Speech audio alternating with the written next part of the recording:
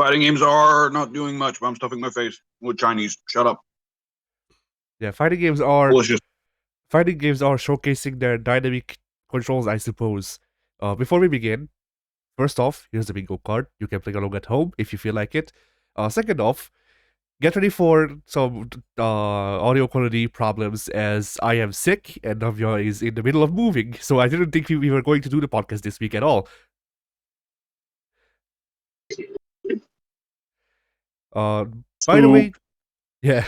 By the way, uh, another thing that I guess we need to say about this podcast in specific is we have been missed out with the community tab and we can make posts now. So if the podcast will be delayed in the future, then I will make a post. One of us will, but at least it will probably be me. But Okay. yeah.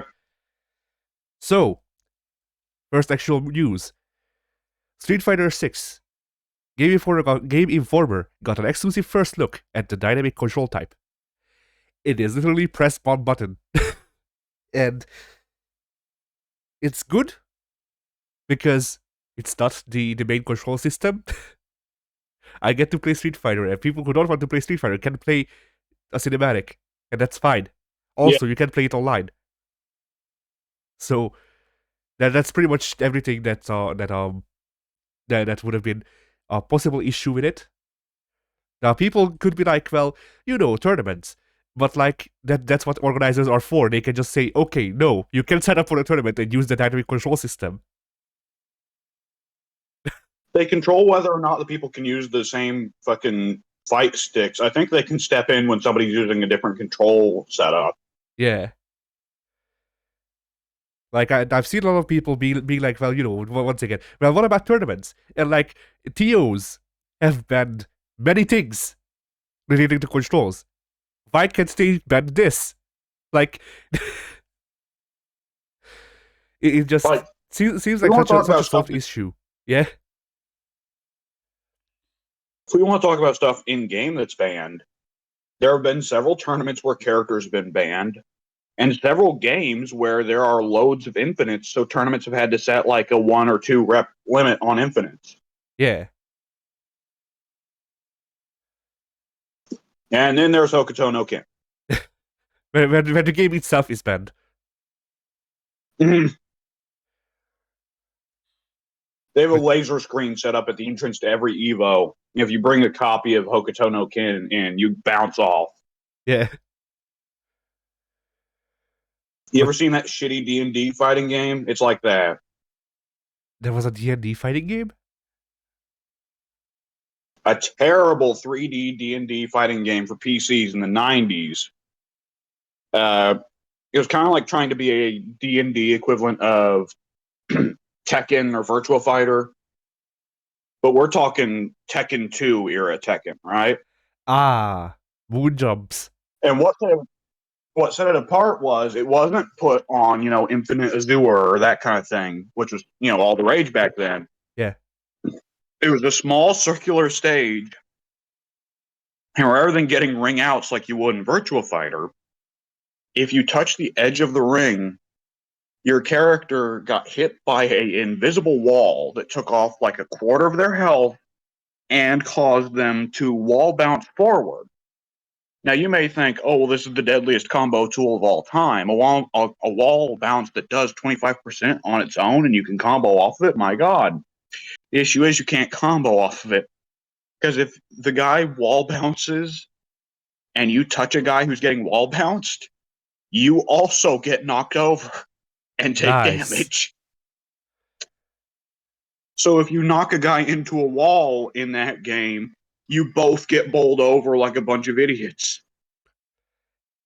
I mean, from the sounds of it, you probably are for playing the game. I have to highly recommend the Two Best Friends Saturday Morning Scrub Lord in it because it's one of the funniest. Definitely the best ending a Saturday Morning Scrub Lord's ever got.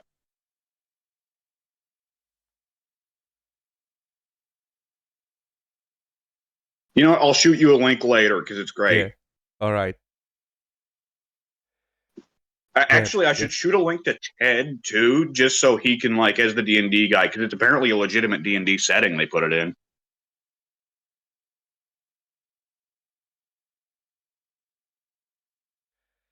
Yeah, maybe. But yeah. So I that's do find it yeah. Go funny that ahead. we made the fighting game text chat available to the public a couple weeks ago, and the moment we did that, all fighting game news dried up. Yeah.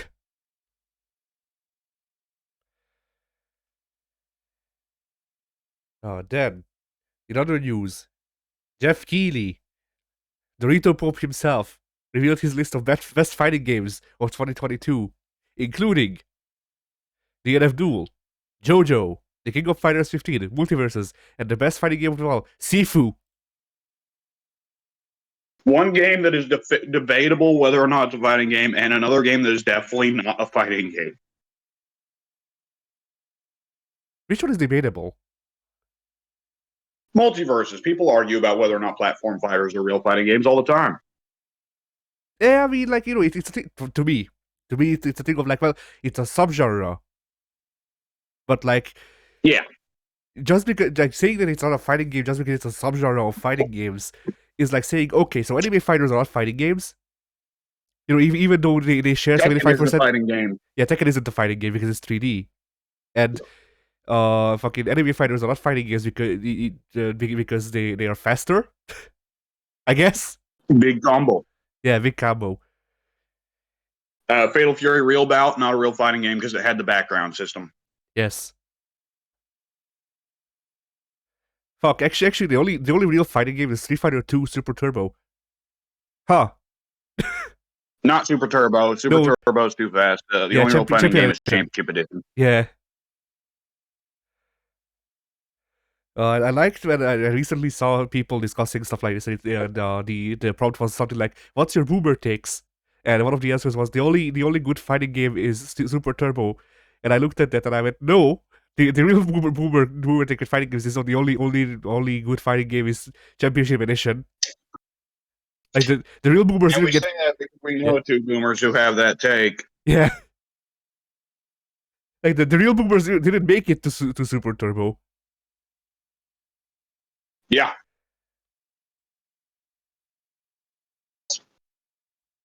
But yeah. The real boomers never had to suffer old editions of got.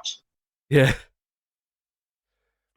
Oh, I just spilled sweet and sour sauce on my bed and it's made a red stain. Oh, shit. Well, at least your bed is sweet and sour now, I guess. Yeah, for when I eat it later. Sure. But yeah, we know that that the best fighting game category should have featured the breakout fighting game Vampire Survivors. Vampire Savior? No. Every time I see that game's title, I think Vampire Savior, and I'm like, why is that? Why is Darkstalkers popular now? Oh no, it isn't. Yeah. Yeah, no, it's not Darkstalkers. It's not Castlevania. Not Dash Castlevania. Oh, I thought it was not Binding of Isaac. Well, no, it actually like it made its own genre gameplay wise, but the first tile set was just Castlevania. Eh, And they had to change out, like they had to remake the whole sprite base so that they wouldn't get sued. amazing.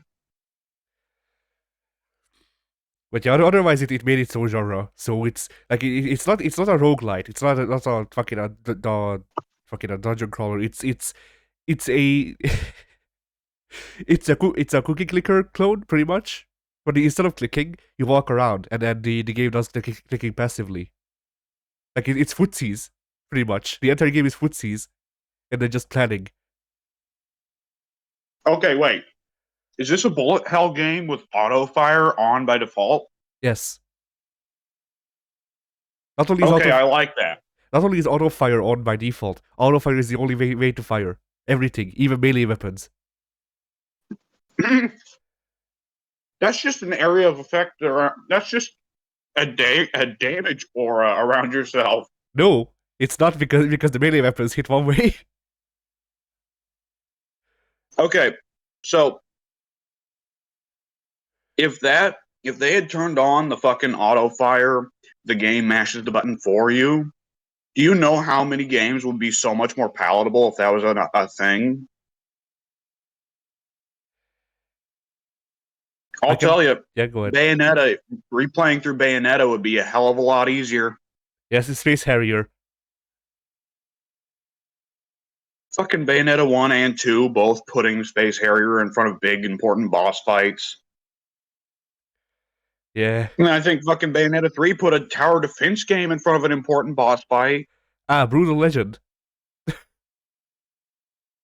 Brutal, Brutal Legend. Hey, now Brutal Legend already forgot there was a beat 'em up halfway through. That's a different case. That's not a case of we stuck a other game in the middle of your regular game. That's your regular game has gone away now. It's time to be other game for the rest of the game. Yeah, there's a couple of those, like fucking Sonic Frontiers. To avoid spoilers, I will just say Galaga. At points, Galaga. Yeah, I saw something listed as a spoiler for Sonic Frontiers, and it was just a moon with a chunk missing from it, and I was like, "What the fuck, Yeah, I can't tell you because we're being Obama, you recorded. idiot!" Yeah, yeah, yeah. I can't tell you the context because we're being recorded, but you know, just all I'll say is there's parts of the game throughout the entire game where you play Galaga. So yeah, Well, I'll take Galaga over Space Harrier. yeah, true. No, actually, no, it's not fucking Galaga. It's Ikaruga. Now that I think about it. Well, I'm not an expert on these things, but isn't Ikaruga just a more advanced Galaga? Yeah, Ikaruga is Galaga, but you're color coordinated, and the shots that are the same color as you don't hurt you. Ah, okay. Weird. But yeah, and by the way, this is not spoilers. This is just a thing with Sonic Frontiers. But you have to play the game on hard difficulty to actually finish the game. If you don't do that, the game just Ah, tells you to try again. But yeah, anyway, fighting games. is it like Max Payne where you have to play it on very hard mode to get the good ending? No, if you play the game on normal or easy, the game gives you half of the final cutscene, and then it grows credits, and it cuts out like a 20 Well, minute gameplay session. so that's actually what I'm talking about with Max Payne 2. Max Payne 2, spoilers for a 20-year-old game, but Max Payne 2, if you beat the game on easy, normal, regular, hard, the game ends with Max's love interest dying. But if you play the game on very hard, you get a post-credit cutscene that shows that she lived. Ah, I mean it's And the still yeah. really Go ahead. funny thing is, credit where credit's due, Rockstar figured, okay, the overwhelming majority of people did not beat this game on very hard. So in Max Payne 3, it's the bad ending that's canon. Ah, nice. But Kind of like XCOM 2, where most people failed their initial XCOM 1 run. So in XCOM 2, the bad ending is canon for XCOM 1. yeah, yeah. In Sonic, it's a slight bit different because it's you don't get separate endings. It's literally just they cut the part of they cut the story off, so you get a cliffhanger if you beat the game on normal. Eh, And if you want to see the rest of the story, then play on hard. does it say it outright? I don't know because every person I've seen play the game play it on hard because this was already like you know this already spread by word of mouth.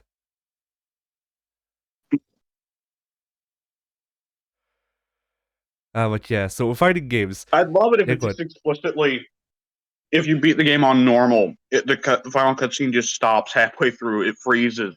Text appears on screen. Now play it like a real man, pussy. Play it like a real hedgehog. Considering how much of Sonic Frontiers is set Your up to cowardly ways make Sonic sad. yeah Like with how much of that game is stand-ups, I wish that you would get a bad ending if you play on normal or easy, and they just replay the one scene where fucking Mephiles kills Sonic in '06, and that's your ending.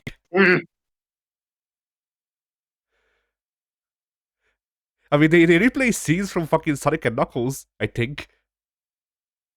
So,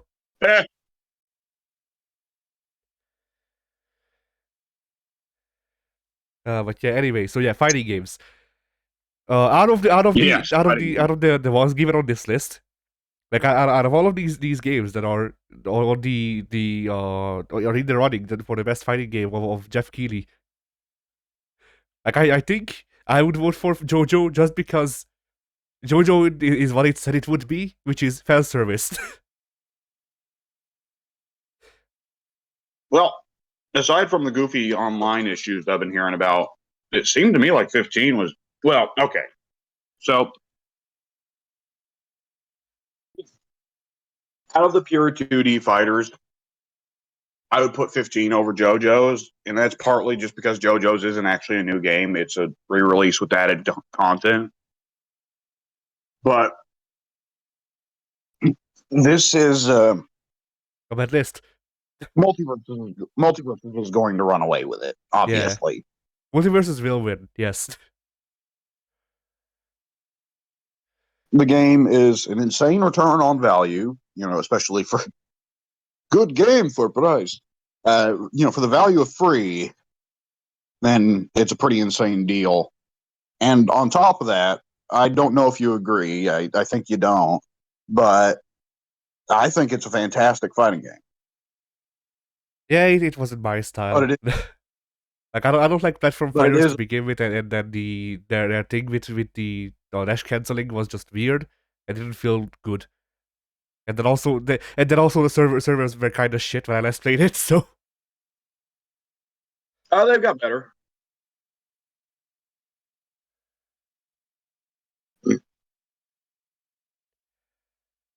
but yeah, like 15 from what I hear, 15's netcode is still bad. Like there's apparently a site that's been made to keep track of whether or not it's been fixed yet, and it still hasn't. Eh, And like DNF Duel is DNF Duel. Sifu, I don't even know why the fuck Sifu is here. it's a game where you fight. You know, my favorite fighting game of all time just has to be Ashura's Wrath. I should have went with something else Dude, because he fights fucking Akuma. it's still a game where you punch people with your fists. Yeah. Okay, no, you know You gotta understand. my favorite fighting game is Ratchet and Clank. There we go. I don't think he's been in an actual fighting game. My favorite fighting game is Gears of War. Yeah. My favorite fighting game is Bomber. My favorite fighting game is Doom. My favorite fighting game is Uno.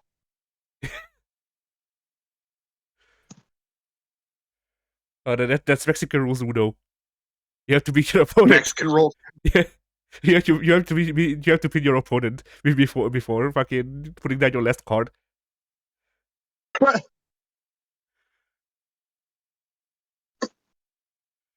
I like how you can just make the dumbest fucking rule sets up and just say it's Mexican rules and it will work in wrestling context. Even if people don't actually do that shit in Mexico. Like, one of my favorite commentary things I've ever heard for wrestling was a WCW match. There's Masahiro Chono versus, I don't know, some goon. And at one point, Chono hits the Yakuza kick, his big move. yeah. And Tony Schiavone on commentary goes, and there's the Mafia kick, which, of course, is not the name of the move. And so Dusty Rhodes and Bobby Heenan, who are the two other commentators, start making fun of him by just renaming other moves at random. In particular, there's a spot where Chono or his opponent hits the guy with the back of his elbow, and Dusty calls it, and there's the Sicilian elbow, baby. And I've thought about calling that move the Sicilian elbow ever since. I mean, was it a back elbow? Yeah. All right, then yeah, that makes sense. Because doing things with the back of your body, like doing attacks with the back of your body is considered Sicilian. Like Ah, doing a backhand smack is called a Sicilian slap. I think because of that. ah. I don't think Dusty was thinking about that. Maybe not, but that's not as far as I understand like linguistics and shit. But yeah, anyway, so going back to fighting games. Allegedly, these are rumors. The source is dubious. I don't trust it, but I figured we'd bring this up just in case it turns out to be true. So, allegedly, Team Ninja is looking at rebooting. They will consider it fucking false. No, rebooting Ninja Gaiden and Dead or Alive. Okay, so with Dead or Alive, there's no winning in the West. Dead or Alive Yeah. can survive just fine as a series in Japan.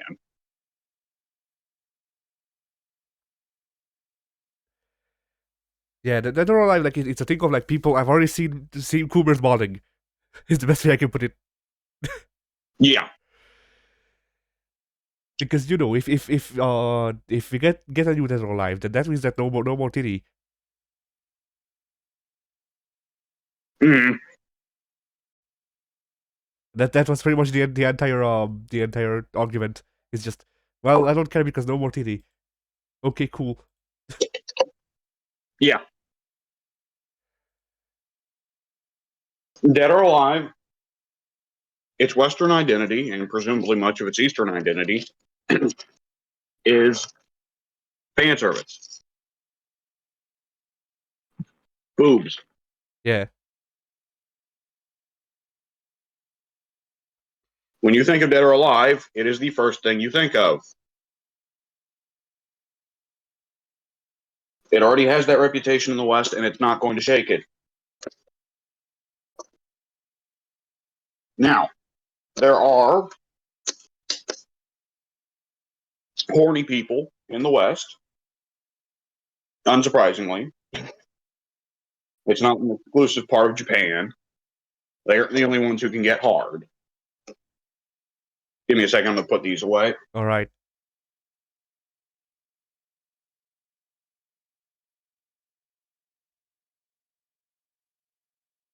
But America is, or the West is generally coming around to the idea that maybe this shouldn't be normal. I don't And we're know. coming around to it slowly. Like, I don't know because Coomer culture seems to be on the rise again. Coomers definitely exist, and there's also, from the same place that would say this whole thing shouldn't be happening, there is a very similar movement of what would, I guess, be called sex positivity. But what Dead or Alive does is very much just about the textbook definition of objectification. Yeah, And I don't think that if they want to get over with mainstream audiences, then tough, because they're not going to. yeah. Like there's too much. Like it's the same problem as like Assassin's Creed. That's the only one that I can bring up. But people still look at towers. You know, climb towers in video games, and they go, "Oh, those are Ubisoft towers."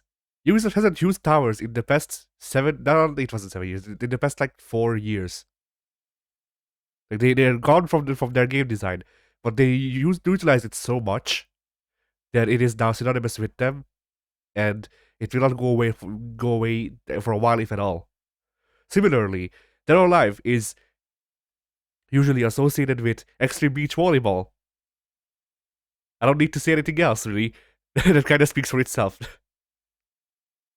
Oh, I mean, correct me if I'm wrong, 6 didn't entirely get rid of the fan service. It was just hidden behind DLC, was it not? Yes. And 5, my God, the DLC. Yes, but no, you see the I should be able to get my rocks off by default. I shouldn't have to pay for DLC. Oh my God. So you've played 5 through PS Plus, right? Yes. Have you looked at some of the costumes those girls have by default? They're just unlockable. No, I played with Jackie Bryant and like two other people, and then I was just like, okay, I'll see the rest of the games when we record it, if we record it. So Well, of course I played Tina because, of course I played Tina. If there's a pro wrestler character in the fighting game, I play the pro wrestler. But my God, calling it a slingshot or a banana hammock would be generous. It was, well, it was very lazy character design at the end of the day.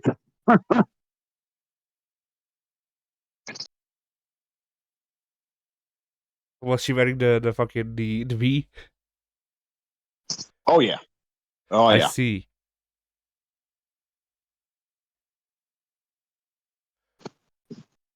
That is what's called the slingshot, right? I think so.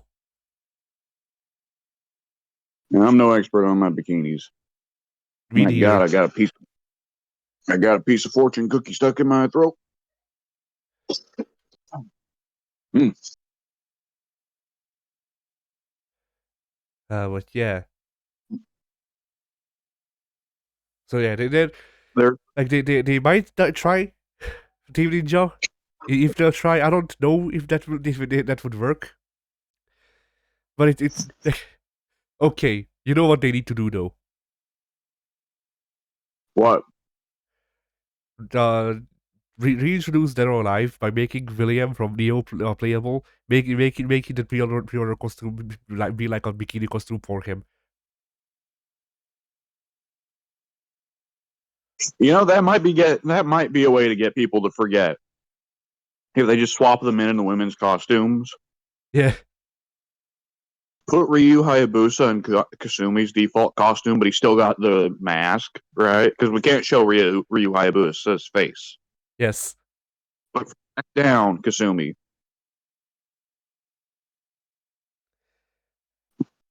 They even go as far as to still have the cleavage, but he has like a pillow stuffed there because he doesn't have boobs. I think it'd be funnier if he didn't have anything stuffed there, and he didn't bother tightening it for his lack of stuff there. So it's the front little hanging coat there is just drooping. Yeah. It's just all baggy.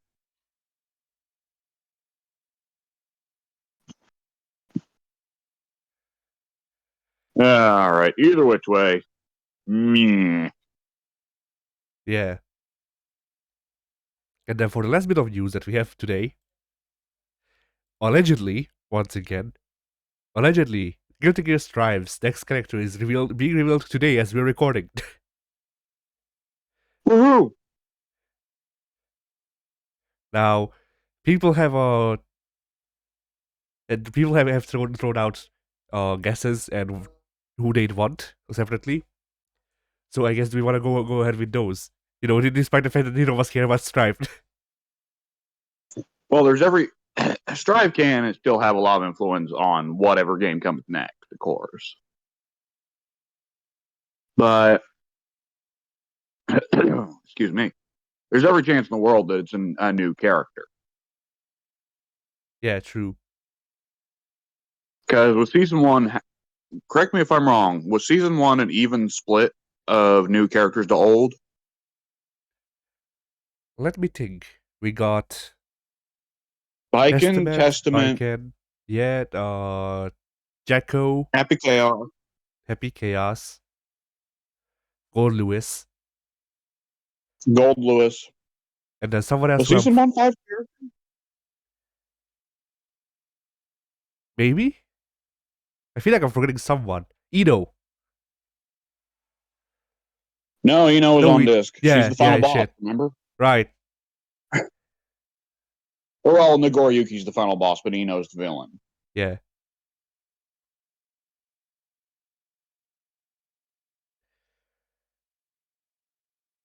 But if so, like if season 1 was all of those that we just listed, then it wasn't an even technically wasn't an even split because we got 3 returning characters and only 2 new ones. Yes, but season 2 is only 4 characters instead of 5, right? Yeah. I could see it being an even split, and Izuwatari seems like the type who'd rather do new characters than old. So my guess is a new character. Well, excuse me, new as in a character who's never been playable before. Yeah. But there's a good chance it would be a cutscene character. Like this could be Lord Zepp or somebody, right? Yeah. Or that man. Yes. Well, they're not going to do that man after Happy Chaos. I think Happy Chaos is supposed to be playable that man. Strange as it may sound. I don't know, because Uh, that man didn't strike me as a guy who would have a gun. But I have said this a million times. I will keep saying it. One of the biggest disappointments of Strive, or well, it was probably the end of Revelator that did that, but either which way, one of the biggest disappointments of the newer Guilty Gears is the reveal that that man is in fact a pretty boy. A stereotypical Japanese pretty boy. Yeah. Blah.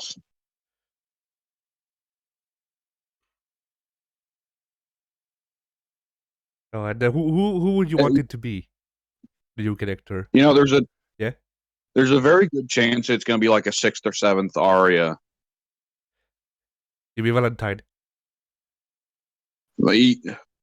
No, because there's several non-Valentines that are still Arias. Justice is Aria, but she isn't a Valentine. No, she technically is. Hell, if she is, well, Like they call all of the Aria clones Valentines. I don't know why. Maybe this one's but the they do. original. Maybe this one's the original. Okay, back from the dead because magic. But she's already back from the Japan, dead. man. She's Jekko. Okay, but that's okay. But I hate this series. Fuck Blaze Blue. Yeah.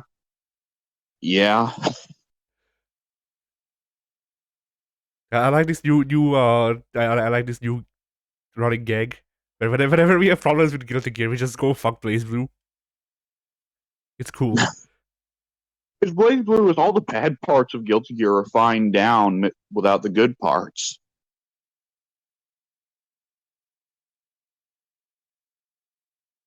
If I had a choice of who I want it to be, I'd of course say Slayer. But even if all he has is just back punch. Well, dude, I'm going to go ahead and tell you. So far, they've only put one of my boys in, Potemkin, and Potemkin translated just fine. I think there are certain characters on the Guilty Gear roster that Izuwatari was like, actually, I'm going to keep this character the same. I'm not going to change him at all. Particularly if they're more of a footsies-focused character. Slayer is the kind of character that can very easily not lose any of his tools or only lose one and still fit into Strive's idea of what the balance should be, which is less combo tools, more neutral, right? Yeah. Slayer never really had that great of combo tools.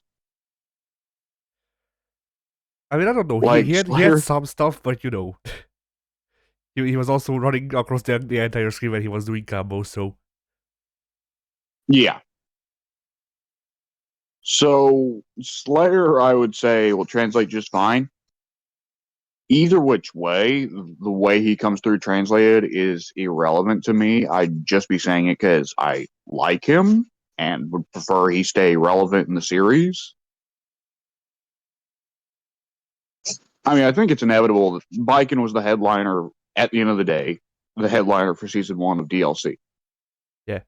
She was the one that got the most DLC sales. Season 2, it's probably going to be Johnny. But I think if it is Johnny, Johnny's going to be saved for the end. Because he's the big one, the big reason. If you haven't bought the DLC yet, buy it for Johnny, right? Yeah. Then again, I don't know, because Bridget was the most popular in Japan. And you would think that they would at least try to, save her then as well, because it's one of those things where, like, but It is, actually, but they're kind of hedging. yeah, go ahead. That's kind of also a way to hedge their bets, though, because Viking's big on both sides of the Pacific, but Bridget's got some popularity here in the States, but Bridget honestly didn't get way popular here until they finally confirmed her being trans, you know? Yeah. Whereas Viking, everybody loves Viking.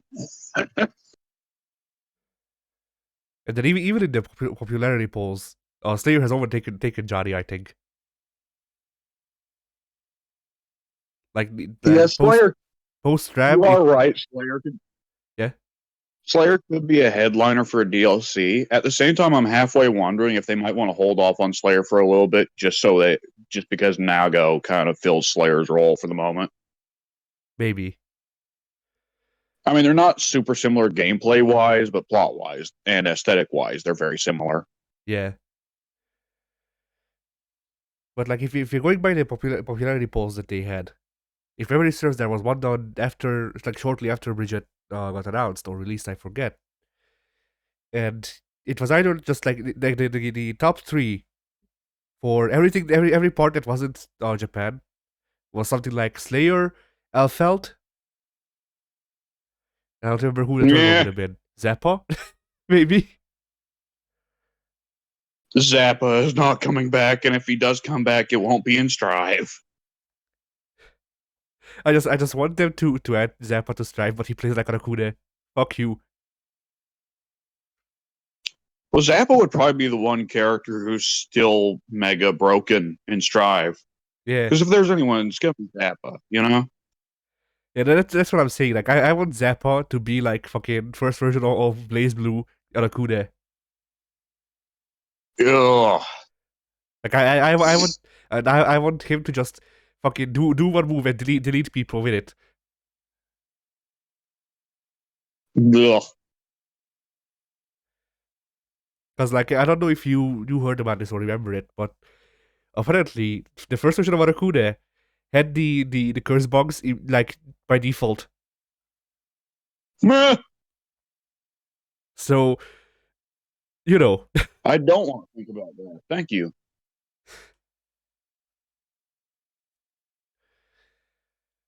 but yeah, I don't know who they could add because to answer my own question, I guess. Like I don't know who would be missing story wise. Going by the thing of them trying to add in characters who weren't in Exerd from XX, but it's then it would either be Zappa, Cliff, or ABA Emma. But Justice, Robokey. yeah, Justice or Roboki. But And like Zappa Cliff is is not happening. dead. Yeah, Cliff is dead. Justice is dead. Fucking Robokey Zappa and Zappa is Zappa not are both happening. very retired. Yeah, Roboki is with Venom, so it's Emma. Going by that logic, it's Emma. Did Yeah, Zappa not lose all his demons to Faust? yeah. No, not Zappa. Emma. ABA. ABBA. ABBA, ABBA.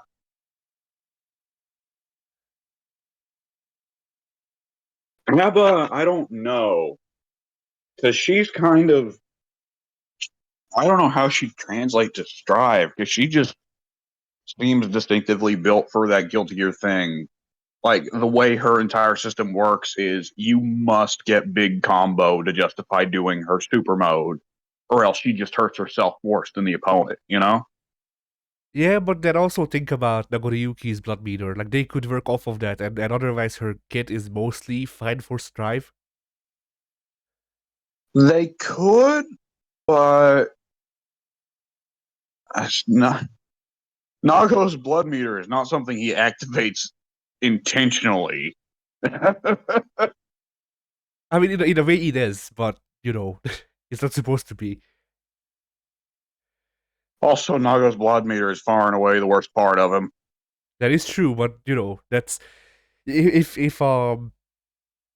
like I had if the designers thought about it that way, then I don't think it would be in the game. try when they put the crossplay beta out, and I installed it on my PC. I remember I hopped into practice mode with Nagoriyuki, and I hit a few buttons, and I went, "Man, I really like Nagoriyuki. Why do I remember not liking him?" And I was like, "Oh, right, he has special moves. I should try out some of his special moves." And I did the dashing for a little bit, and Blood Rage kicked in. And then I went, "Oh, I remember why I don't like Nagoriyuki now. I do not like that blood meter mechanic at all." Yeah, that was You. me. Yeah, that was me going into training with most of the characters that were in the open beta. Because I'm like, man, Well, why did I not like how Chip plays? And then I played as Chip and I went, oh right, the movement feels like shit. it's I don't get it. Like, obviously, I'm not a Strive expert. You're not a Strive expert. Neither of us have put in have put in a lot of hours with the game. Yeah. At least past the initial beta. But again, saying I'm not a definitive opinion on this. I'm not the arbiter of all that is good and true in the world of Guilty Gear Strive. But it really just feels like the game is meant for Soul, Potemkin, Bridget, and like one or two other characters. And the others are just there to fill slots. The devs don't want you to play them. Yeah, it does kind of feel like that. Because like even with Anji, for example, like people hate like it's this funny thing with Anji because Anji looks like he's broken, and at our level, he feels like he's broken. He's apparently actually like the worst character in the game because he has nothing. He has Fujin and that's it. That doesn't surprise me. Wasn't Anji also terrible in X2? I don't remember if he was terrible in X2, but he, in a way, he had more, but not much more. So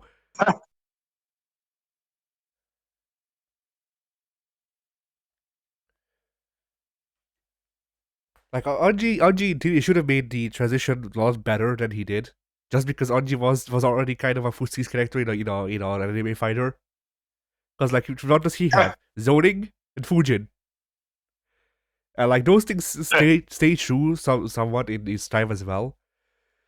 But the movement, like the movement feeling the way it does, is a general like debuff to every character. So it's like, okay, so Anji can still do the things he did more or less, but also I can't fucking go forward. Like I don't know if you noticed, but a lot of times instead of actually just moving, I just did Fujin to move because it was faster. And like I it's mean, Naga yeah. Nago is the biggest example of that, and that's part of why the blood meter sucks. Is because his walk speed is so awful and he doesn't have a dash by default, so you have to do a special dash. You know? Yeah.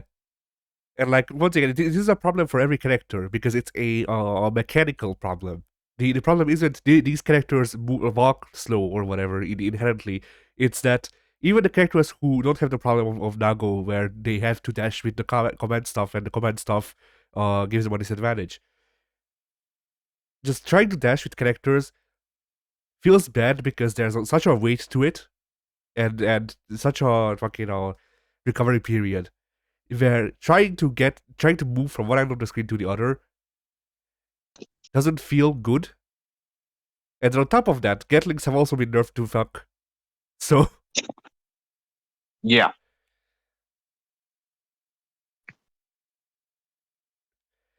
so it's like, okay, so I can't move. Like in the air, I get slowed down. In the ground, I get slowed down. Also, when I eventually get somewhere and try to hit people, I can either choose to hit them with a punch, or hit them with a combination of two moves. Hit them with a punch, or hit them with a double punch. Yeah. Like my favorite combo from Strive was when I was fighting a soul in open beta. So I think they changed how shit works. And I don't think this combo works anymore. But there was a soul with a launcher. Roman cancelled, and it did 4 punches, and I died. Yeah. Best combo, very flashy.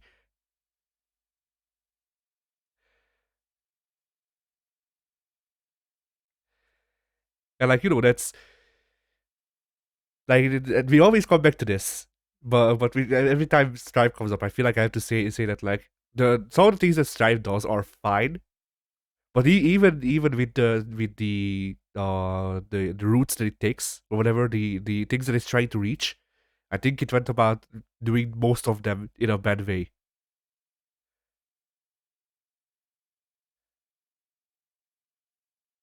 Cause like I, yeah, go ahead. I still take the stance that there's a lot of people that love it, and for a reason, it's just not for me. Yeah, I mean at the end of the day, that's how I am as well. But like to me, when I played Strive in the crossplay beta, I was like, well, there's things here. Like there's good things to this game. The Roman cancel mechanic that they made is really good and stuff like that. But then why did they choose to make the movement feel like this? Why did they choose to do such and such the way they did? Because like the delayed air dashes, for example, I understand that. I don't like them, but I understand the meaning behind why they would choose that and how it functions. I don't get the delayed ground movement as much.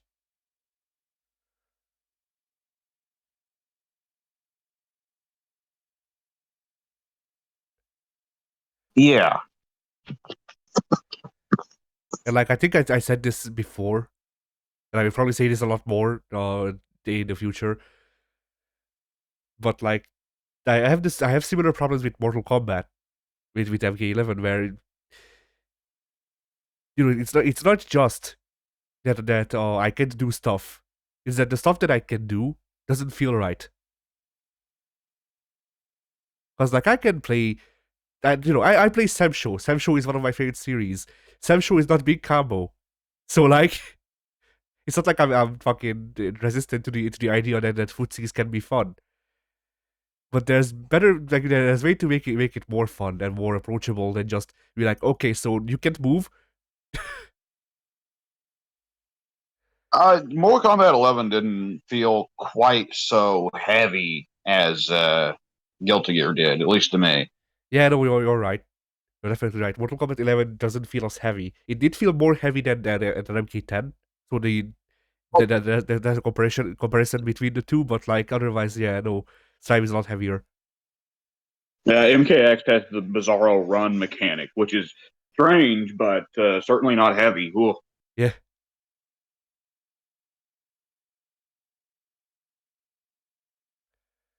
You fight Jason Voorhees and he runs. What you do? What do? Die. Yeah. Like by the time you come up with an answer, he's already lifting you up above his head to do a backbreaker. Yeah. That's so funny that the two non-splasher variants of Jason are command grab characters. Yeah. It just makes you want to think of like Jason doing the spinning pile driver. Yeah. Oh, and then as for who I'd want the next Guilty Gear character to be, I want them to return the guy who was in like fucking Overture or whatever, the Fox guy, just because he's so weird. Like I don't even. Apparently he was supposed to be playable. I don't even remember his name, but the design is fucking weird. And I want There's them to several see what they. weirdos from like Judgment and Overture that would be funny to see. Yeah, like fucking Leopardon. I want the eagle that's in a bubble, Doctor Eagle. Oh, you mean the dragon guy? I know he's supposed to be a dragon, but he looks like an eagle wearing a graduation cap. Yeah. And he's got glasses. Yeah, that guy could be fun. Rio Paldo's return would be interesting. Similarly, once again, the guy I just brought up, the Fox guy, who is like, like to me, I want that guy to return specifically just because he's so out there even for Guilty Gear's design standards. Because it's like, okay, Mike as a samurai with an eye patch. Fucking Soulman guy is Freddie Mercury. Uh, I don't know who has to point out that's a weirdo. Faust is, but then here's this guy who is part animal. By the way, we don't really talk about how there's apparently part animal people in this fucking universe for some reason. But he's just We there, don't I need to. guess. Yeah, but he's just there, I guess. Also, he wears like traditional Japanese garments for some reason. Like I don't get the I don't get the purpose he's supposed to serve as a character design. Like I can tell he's supposed to be evil from the character design, and I maybe even off based on there. But like once again, it's just such a weird character design that doesn't fit into the rest of the world that I wanted to want them to revisit it just so I can see if they would stick to their guns with it or if they try to adapt it to make it more fit into the world. You know. Yeah.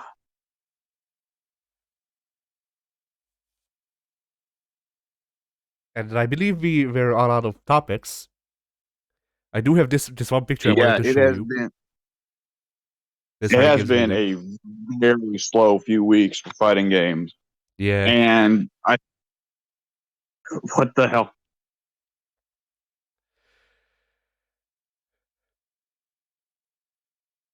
CVS3.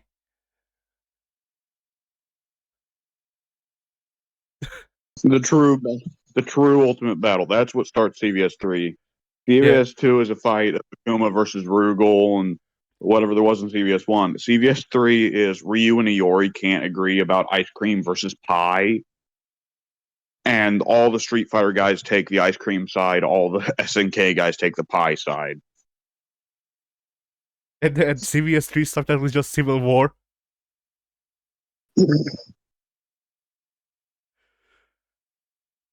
And then God Rugal or Omega Kuma or whatever shows up and he's got ice cream on his pie. He's got ice cream in his pie. In it. Yeah. he, he, he tries to market it to the rest of the characters, calls it pie cream. I could almost see Rugal doing that. Akuma, not so much, but Rugal. I mean, Rugal would go along with the name of pie cream. Akuma would try selling you shit because he runs a fucking convenience store. That's true. So the merging of the two would probably Akuma say though, wouldn't have. the merging of the two would probably try to sell you ice or pie cream. Maybe. Akuma seems like the type he wouldn't come up with a goofy name for it. He'd just be like, "Here's your ice cream. Take it. And Yeah. pie." Oh, you mean pie cream? Just get out.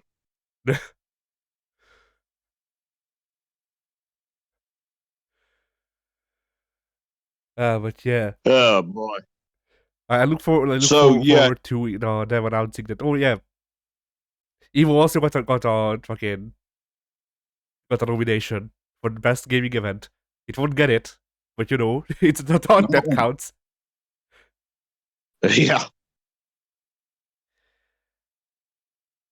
Yeah, we got Counter Strike, we got Dota, and then we got smelly fighting games. I wonder who's gonna win. Yeah, Boy, Valve's got that market cornered. just a bit. Yeah. But yeah, So yeah, speaking of the Game Awards, boy, this is really like this is the time where Capcom's presumably between announcements. Namco, Bamco is cooking up whatever they're going to reveal next for Tekken 8. And everyone who is smaller than them knows, okay, shut up, because whatever we reveal is going to get run over by whatever Netherrealm announces at the Game Awards. yeah. And of course, whatever they reveal at the Game Awards, whether it's Mortal Kombat 12, Injustice 3, Terrordrome 2, whatever. No, there's already a Terrordrome 2. Terrordrome 3, sure, let's pretend. Whatever they reveal there, what we're going to see is not going to be gameplay. It's going to be a CG trailer. Yes. Although I will continue making the joke that I always do. And just say, at the Game Awards, and Movie will walk on screen, on stage. And he'll announce Virtua Fighter 6. Yeah. Even if he's not working on The it. thing. Now, the thing with the CG trailers that NetherRealm does, though, is they invariably consist of Scorpion murdering Sub-Zero in some new way, of course. But the question, of course, well, the most recent one actually wasn't Scorpion killing Sub-Zero, was it? Was it Scorpion killing Raiden? I don't know. I think it was. Yeah, Scorpion killed Raiden in Mortal Kombat 11's. So now Scorpion, now they've got now because Dvorak, got time travel. Oh, future. Okay. Don't let him win. If they Whatever. No, kill me. Okay. Whatever. Regardless of who's killing who, the Mortal Kombat X and Mortal Kombat 11 CG trailers, even though CG trailers logically don't really reveal any gameplay information, both Mortal Kombat X and Mortal Kombat 11's gameplay trailers did show off new features, because X showed off variations and 11 showed off the whole crushing blows thing. So it won't be a complete dearth of information, but at the same time, yes, we won't see gameplay, so we won't know how the game's actually paced. We're just going to know a new mechanic. But it's something. Yes. Imagine if they fucking bring back the. I was going to say, imagine if they bring back the stage transitions from 3D Mortal Kombat anyway, but oh yeah, Injustice. Never mind. Yeah, 100%. And my God, the 3D Mortal Kombat stage transitions were so much quicker. Yeah. Injustice, it's okay. Get out the popcorn. Homeboy hit back 3 in the corner. Guess we're gonna be here for a little while, huh? Yeah.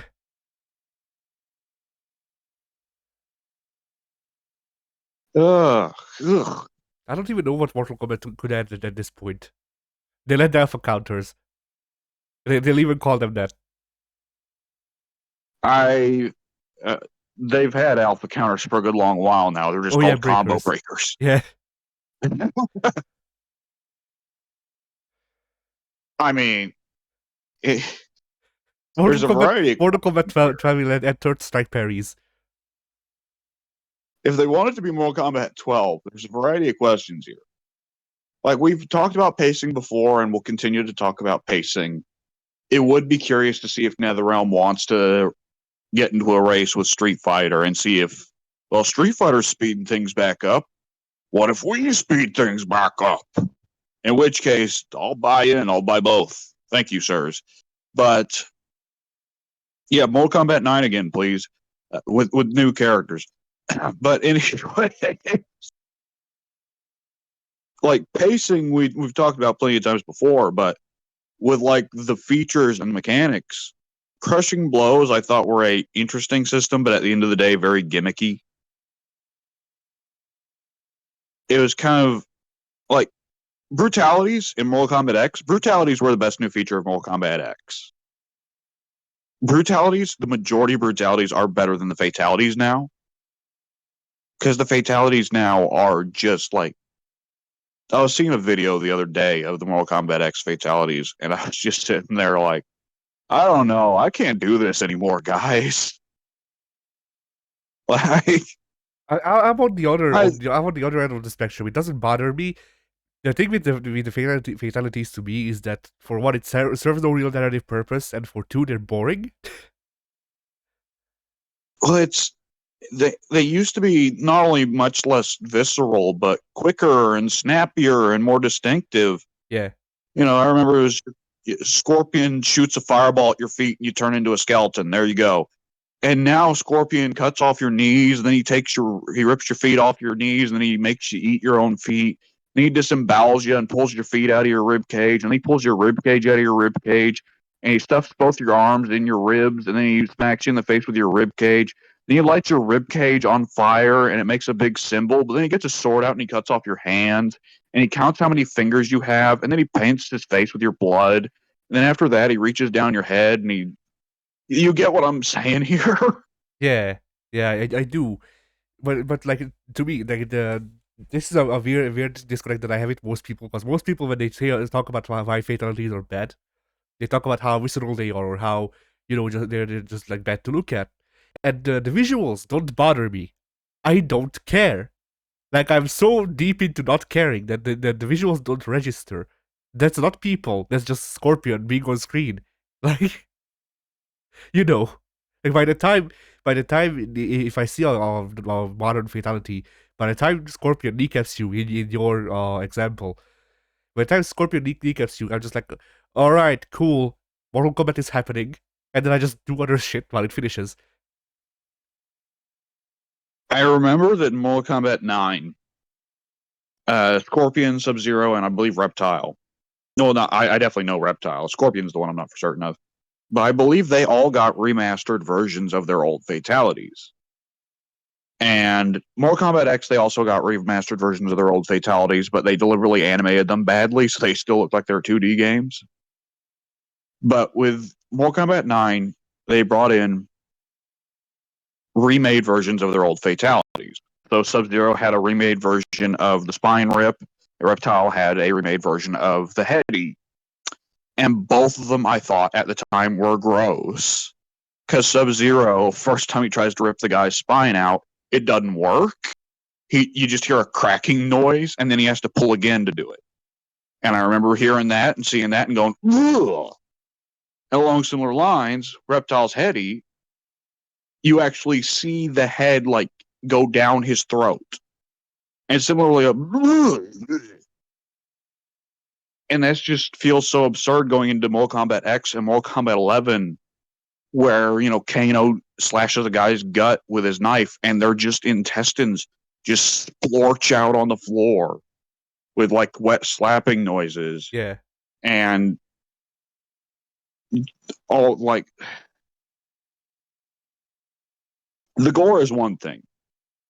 If it's rare for the fatality to be that visceral, then it's special. But like Devora gets the best fatality in Mortal Kombat 11, right? Where she pretty well puts the face hugger in them, and the bug hatches out of their chest, right? I disagree just because I disagree with the entire existence of Devora. So Imagine how much more distinctive that would have been if everyone else got simpler, less horrifying fatalities.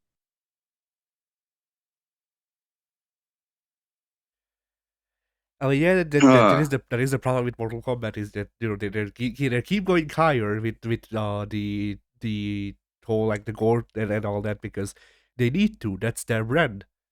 But why is that their brand? Because like was Mortal Kombat, the original trilogy, gorier than the contemporaries? Sure, but also Mortal Kombat 1, Liu Kang's fatality is a punch because he's a pacifist. That doesn't make sense even within the context, but fuck it. He's a pacifist. He doesn't kill people. He just beats them up. Even though that's not really what pacifist means. What? I just said there's got to be a more creative way to do that. Yeah. But you get what I'm saying. Like they tried to or they used to try it. Yeah, go ahead. What if there's a Liu Kang fatality where he calls the police, throws you in the back of the police car, and the police car drives off, and at first it just says, Liu Kang wins. But then it just cuts to the cops beating the guy to death with their nightsticks, and then it says fatality. I mean, that would be great, but then you have to consider this: Liu Kang versus Jax. You know? Yeah. Yeah. Well, that'd be topical is what that would be. Yeah, it would be. But yeah, like they I could have do. They go ahead. it's like I mean, if they want to top themselves with creativity instead of just the amount and visceralness of the gore, right? Yeah, exactly. And then like even with the Because example, they go ahead. the Devore fatality I was just talking about is great because it's creative, not because it's visceral. Or well, it's also visceral in a great way, but it's creative, you know? Yeah, similarly, I can say or point for that from the same game. That's the opposite because there's the Baraka face it or whatever fatality. The And brainy yeah, I'm the actually brainy. fine with the brain. It's disgusting, but at least it's a different twist. It does kind of feel like Baraka's cribbing Melina's game though. Yeah, Because that feels like that's what I that's was going to Melina's say. thing. That's what I was going to say is that like it's maybe it's good visually. I don't know because I don't like once again I'm so far down not caring about the fatalities that I just delete them from my memory whenever I see them pretty much. But Here's here's the uh thing. yeah, go ahead. This is gonna be a lazy answer that displeases a lot of people. I would honestly prefer if Mortal Kombat 12 doesn't come out with any new fatalities for any old characters. All the returning characters just get, if they even have returning characters, because Lord knows what's going on with Mortal Kombat 12. Nobody has any idea what Ed Boon's got planned for it. But I would prefer for every returning character to just get their best fatalities from the series. Yeah.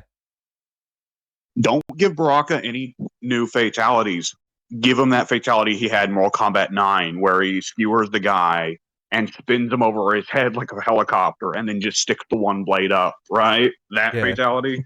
Yeah, I think that's Because an that old. I think that's an old MK3 fatality that they might have reworked. he definitely had it in 9. But like that would have to be Baraka's best. Yeah. Was Baraka Nobody even a would fucking ever be mad MK3? about Liu Kang getting the dragon fatality back. You know? Yeah.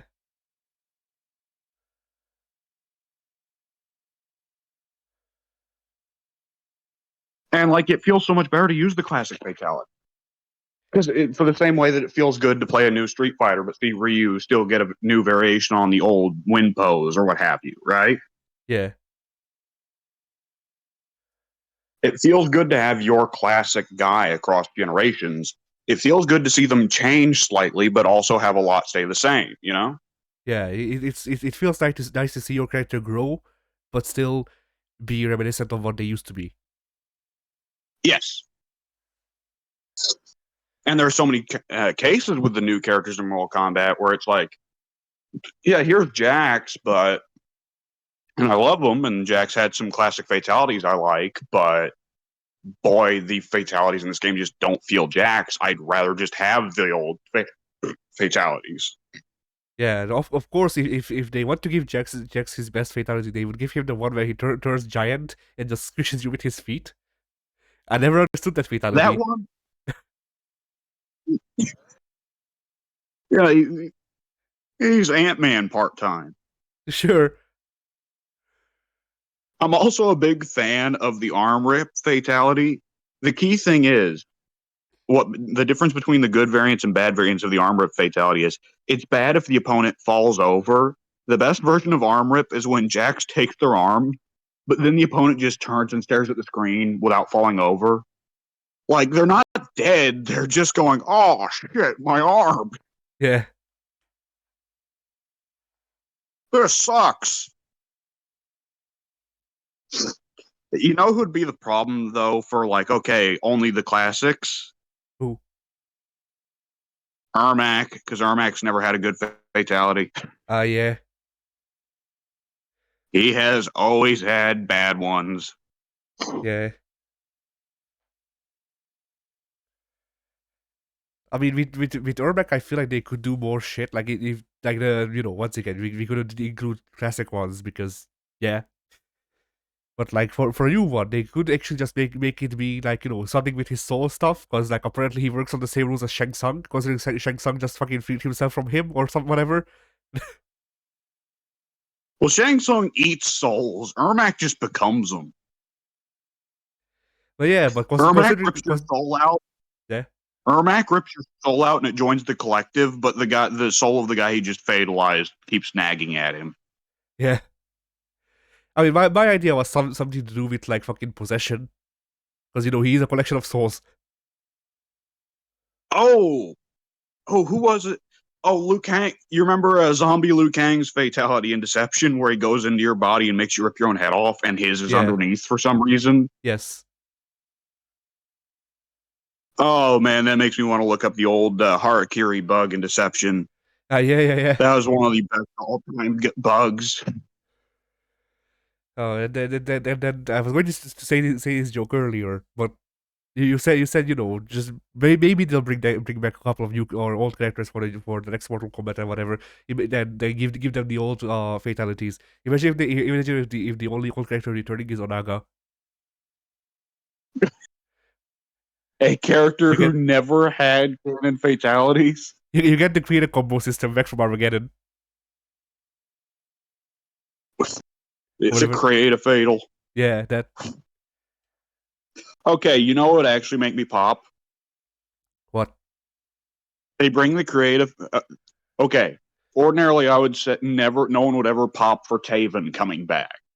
But imagine if they brought Taven back in one game. Everyone else still has their usual fatalities, but Taven and only Taven, when you win the match, it starts to create a fatality.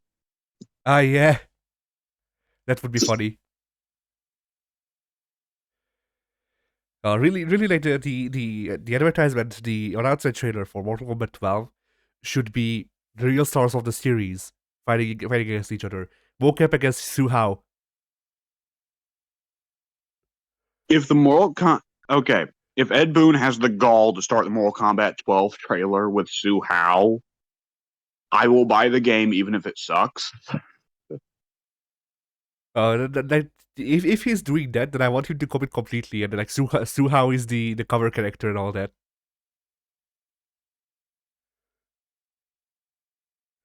Just maximum, just go in completely. Su Hao is the new Mortal Scorpion. Kombat Yeah, Mortal Kombat 12 is Liu Kang is still busy remaking the world, so he's put all the losers together in a tournament to determine who gets to get put in this new world. yeah, And as soon as it starts, Mocap just uppercuts Su Hao straight to hell. yeah, probably. The question is, how many characters out of the new trilogy would get into the loser tournament, though? I want to say Collector would, not because of his design, but because of his gameplay. Collector, yeah, Collector. There are some characters I look at and I'm like, you know what? I'm actually fine with Netherrealm's habit of entirely remaking characters, returning characters, because Collector needs remade. Yes, What a spectacularly creative visual design wasted on a boring gameplay design. yes. I was going to play Collector when we played MK11 that one time, but then I actually played Collector. Yeah, and his character is so boring. He should be hilarious and fun. Yeah, When they first showed him in a trailer, and his fatality was he rips off Baraka's head, arm, leg, and heart, and puts them all in his bag. I was like, oh, this character is going to be great. I can't wait to see this character in the story. And the character appears like once in the story and just says, "I am here to kill you, Jackie Briggs," and that there you go. So he's just another jabroni. We didn't yeah. want to put Reptile in the game, so we made a new jabroni. I mean, that's the story of most of the characters I play or like. Honestly, just here's other jabroni.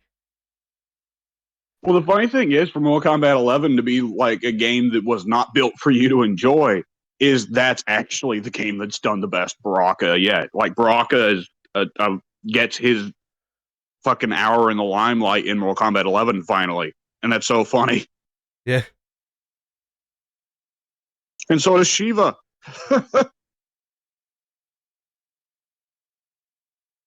I hope that whatever they do with the new timeline, they do keep the idea running of, okay, maybe not all the Outworlders are such pieces of shit. It's only Nitara. Maybe. Well, Natara, I'm not sure Natara is from Outworld. I don't remember. Me neither. Natara was always kind of neutral. She was just always kind of playing her own game, separate from everybody else. Yeah. Well, speaking of the 3D games, I want them to bring back the level where it constantly shrinks while you do the match, and then if you don't do it fast enough, then both of you just fucking die. That one is a pretty good one. Yes. Like it would need to The be three, banned that's from one thing that's tournaments. not. Yeah, go ahead. That's one thing that doesn't get talked about with the 3D era that probably should be more is that the 3D era did have some really good stages. Yes, like that stage where it's taking away and you die if you don't do it fast enough. I really like that one. I liked the tower with the lightning stuff. I thought Yeah, that was throwing cool. people off the top of the tower. I always love Jax. Oh, not. I want to say Ermac, and if you had the Unchained version, Jax in Deception, if you threw him off the top of that tower, would fall all the way down and go something like, "Oh fuck my life." Nice. But that one, let's see. I also didn't mind the Armory remake with the big fucking stage hazard roller thing. That was pretty great. I loved in Armageddon the little arena, the fighting pit arena, where there's a different death trap on each side. Yeah, that one was also good. Just how screwed up is Outworld? Yeah, but like the I like yeah, go ahead. the Onaga chamber stage in Armageddon, I think it was, where the stage hazard off the side wasn't a death stage, it was just a wall bounce hazard, but still, you'd bounce people off the Onaga eggs and each of them would pop. And it's Yeah, like, wait, so for every time I get a wall bounce, I'm making another Onaga? why not? How Reptile is somewhere in the multiverse going, oh shit. yeah. I mean, look, where do you think they got all of them to be on the roster for Armageddon? Yeah. Oh my god, it just occurred to me. Is that the only time Reptile has mattered to Mortal Kombat's plot line was when he got turned into Onaga? Maybe. Like he might have mattered in Shaolin Monks, but past that I don't remember. To be fair, everyone mattered in Shaolin Monk. Yeah. Well, that's not true. Melina and Jade did not matter in Shaolin Monks. Jade gets killed before she can even say a single line of dialogue. I was going to say I was going to make a joke, but then no bad joke. Well, for what it's worth, she gets penetrated. It wasn't related to that, but whatever. But yeah, yeah. What if they go back from Mortal Kombat 12 and in this timeline, Kotal Khan is not a loser? Nah, Kodokan is a loser in every universe. Mortal Kombat 12 opens with Liu Kang peers into the timeline and he says, I must beseech the one who lies above even the elder gods. And the clouds part and it's Ed Boon's face. And Ed Boon starts talking. But then Kotal Khan takes out his heart. There you go. I do like I do like this idea of MK12's story cutscene opening just being like just being Luke Kang going I need to talk with my creator, and then just actual live action footage of Ed Boon. It's two separate recordings. One is Ed Boon at the Netherrealm studio in like California or wherever. And then the other one is just like John Tobias on a webcam in like his fucking studio in, I don't know, Texas or something. Yeah.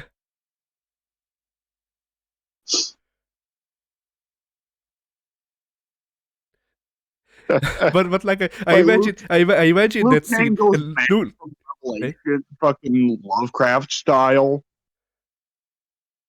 Could you repeat that? Because I talked over you accidentally. Words. Oh, it wasn't. Liu Kang goes mad from the revelation, Lovecraft style. Ah, yeah. But there's good whatchamacallit, promise in this setup. Because imagine if Mortal Kombat 12 starts up, like you put in Mortal Kombat 12, you go, all right, I guess I'll give the story a look. You put up into the story. Liu Kang goes, I need to talk with my creator. He looks up into the sky. The fucking the clouds part. Live action FMV footage of Ed Boon. He just says, I've always hated you. And then clouds roll back in. Yeah. The clouds morph into the face of Ed Boon, He's who just fucking very Mufasa. distantly, loudly says, "Get fucked." And then the clouds just dissipate back into normal shapes. Yeah. And then you cut back to Liu Kang. He just says, I wonder what he meant by that. Yeah. Katana, quick! The gods demand it. Oh, shit.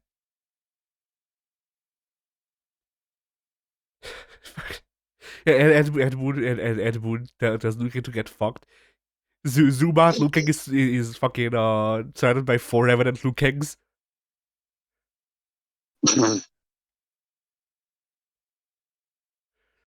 This is the moment where the timelines converge. Yeah. it turns into a three-way battle where Liu Kang has to face his greatest enemies, Revenant Liu Kang and Zombie Liu Kang. Oh God. You know, Revenant Liu Kang was really interesting at the end of Mortal Kombat X. Then Mortal Kombat 11 went, actually, no.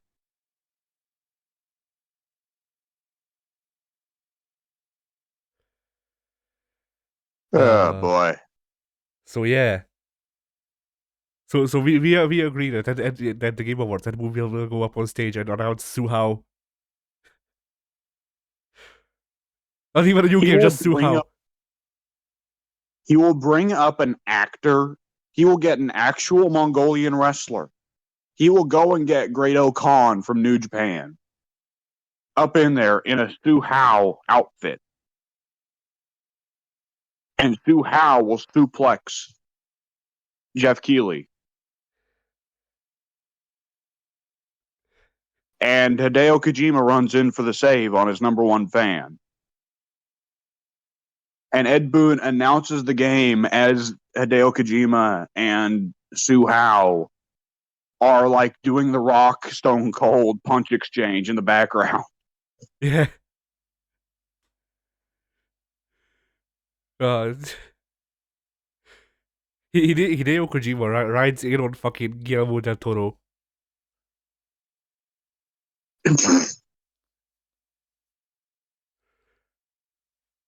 Like, no, not even Guillermo del Toro. He rides it on Norman Reedus. Does Norman Reedus come in on all fours like a horse, or is it like a Master Blaster Ferritor kind of situation? I imagine it being like a Ferritor situation where he's like he's running in carrying Kojima like a backpack. Oh, of course, right. Because Death Stranding. Yeah. He runs up to the side of the stage. He puts a ladder, climbs it, and he shoots his piss at Ed Boon. Ed Boon dies immediately on the scene. The piss was toxic. It's pandemonium. The hologram of Conan O'Brien appears. He's not even dead. It's just a hologram for some reason. Well, that's because there is actually you do talk with Conan O'Brien's hologram in Death Stranding. Hideo Kojima had like a bunch of celebrities appear as holograms in Death Stranding for some reason because he's Hideo Kojima. But yeah, Conan O'Brien's hologram comes up. His promo is cut short by the superior hologram, Hatsune Miku. They brawl to the back. Hideo Kojima announces, I have figured out a new way to get Margaret Qualley to do weird, perverted stuff for me. It's incredible that Hideo Kojima has, for the last 14, 15, 16 years, been able to figure out a way to use video games as an excuse to just get random actresses naked. It's a hustle, I guess.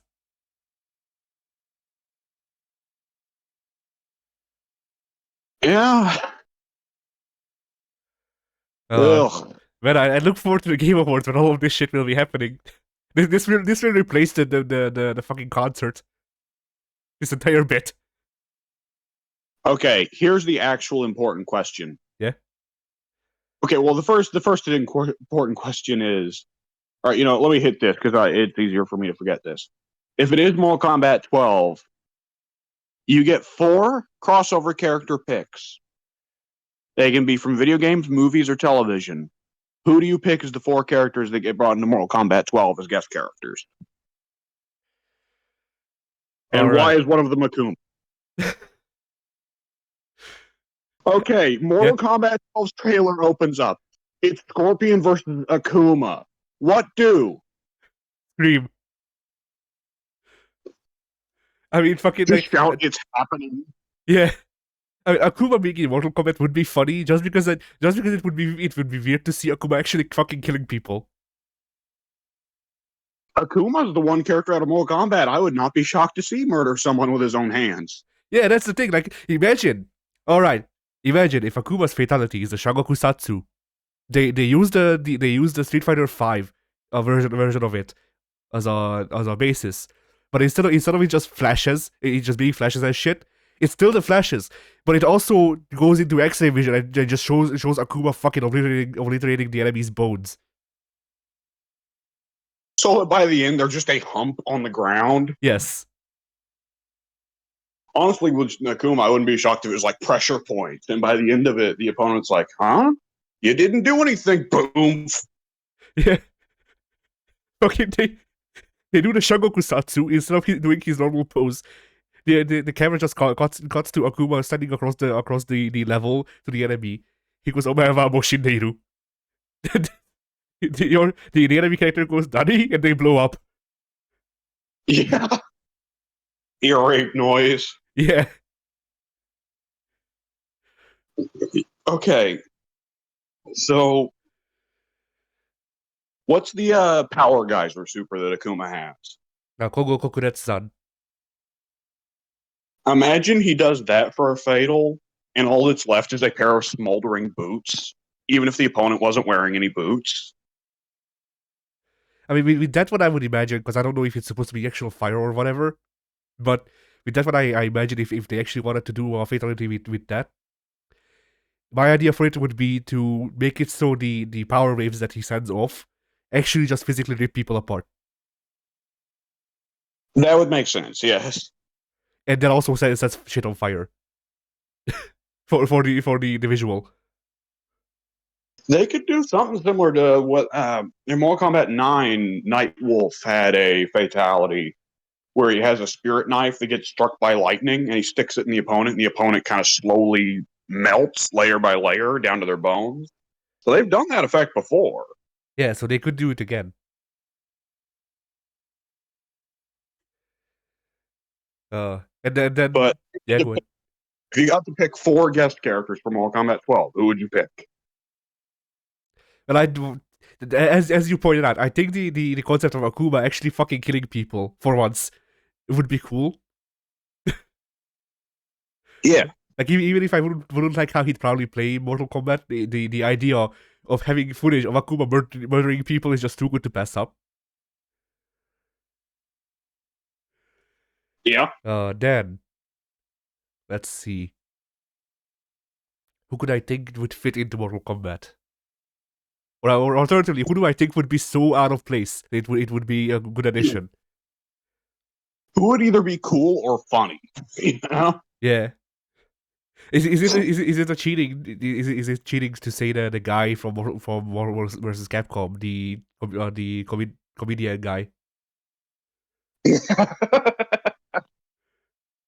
You just annoy people to death? Sure. He just keeps making text bubbles at them, and their head explodes. Yeah. No, but seriously, who would I want in Mortal Kombat? Hmm, that's a good question.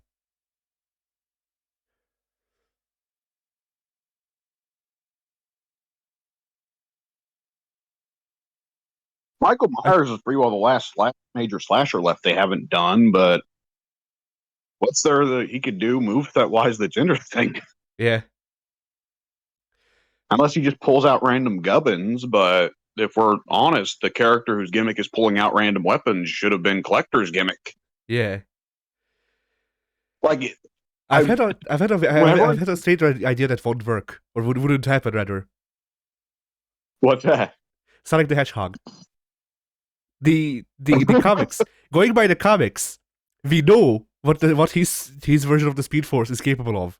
He actually could murder people very easily. So there's a basis for him having fatalities.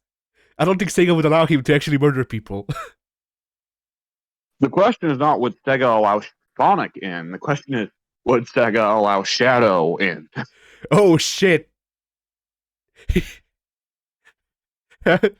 Shadow has beast fighters, but it's with a gun.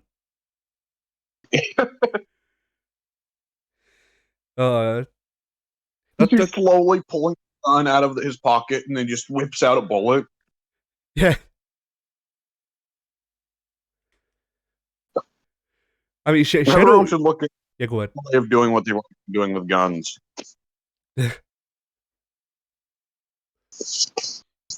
But yeah, like you know, once again, Sonic could technically work because he works mostly like the Flash, so he could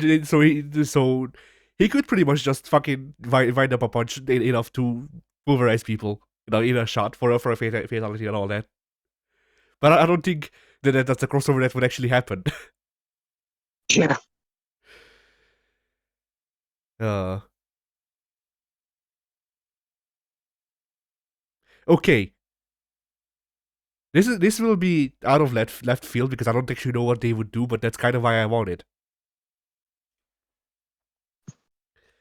But what if they put Ezio in? Soul Calibur 6 had that take on him. I wonder how Netherrealm would handle him. You know, Ezio ran through my mind after Akuma and Geese. Yeah. He's a character where I wouldn't pop as much, like nearly as much as I would for Akuma. Because with Akuma, like, I like Akuma a lot. And he works really well in fighting games, and I know this. Soul Calibur 6 Ezio was meh. So it's mostly just like, okay. What? 5, not Yeah, 6. five, you're right. Yeah. But yeah, Yeah. Ezio in Soul Calibur 5 was meh. And like pretty much if they were to add him, my thing wouldn't be, oh hey, Ezio is a Mortal Kombat. It would be, all right, so how do they adapt his, what moves do they give him? Because he doesn't really have a fighting style. New. So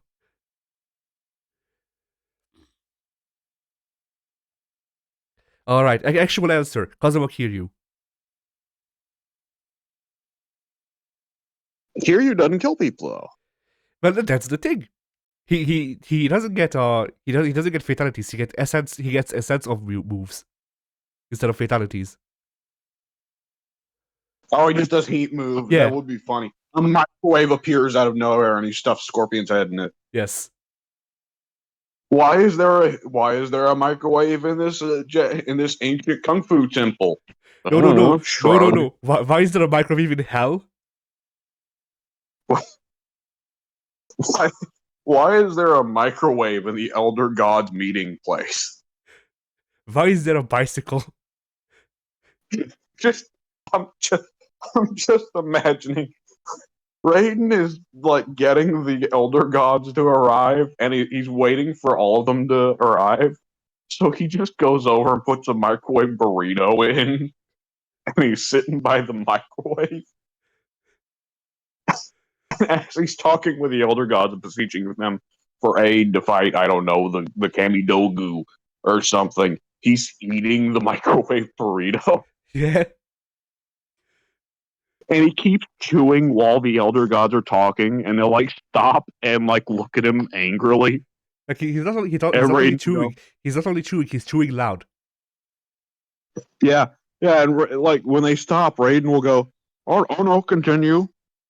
Yes, well, we can't help you with the Kamidogu because no no no no no no no.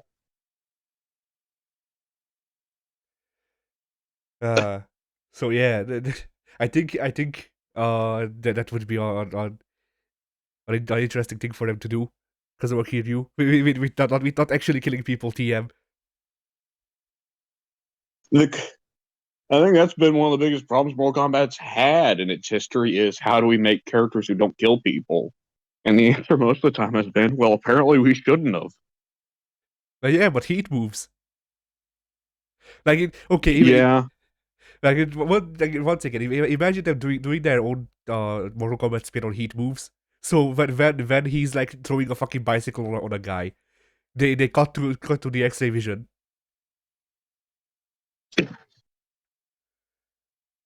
at a certain point, well, I have to. What if they had Kiryu do fatalities that were just blatant, horrible murder? But rather than the announcer saying fatality and showing fatality on screen, they just cut out an audio clip of one of the developers of the game saying Kiryu's never killed anyone. Yeah. No, like that's his And like Kiryu's covered in the guy's blood, has beat him to death with his own skull, the whole deal. yeah. Like imagine if the next Mortal Kombat added Desperation Supers, but it would be like the Desperation Fatalities. Then can use Desperation Fatalities pulling out a gun and shooting a guy, and he's and when he wins. What happens if you finish the first round with a desperation fatality? Does the guy just get back up and put his head back on? No, that's the thing. That's the thing. Like I think the Desperation Fatality system could only work if it's like if you can only do it if you had like best or less than 30% of your health in the second round. No instant kill. Well, no, because you'd still have to down the person to get the fatality state. Ah, It would just be like, all right, so you unlock a different fatality, the additional fatality that you can do.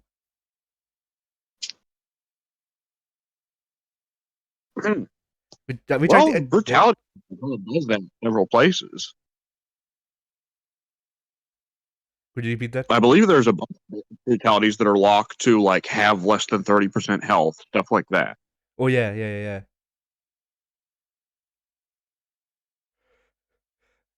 Then yeah, then Skin use brutality. He pulls out a gun, shoots a guy. They still play the voice clip of the developers going, "Kiryu's never killed anyone." No. If Kiryu beats someone with the with the brutality of him shooting them, then his win pose is him pulling out the box for rubber bullets. Yeah, But the person he just shot is still bleeding. they choke up and cough up a little blood. Yeah.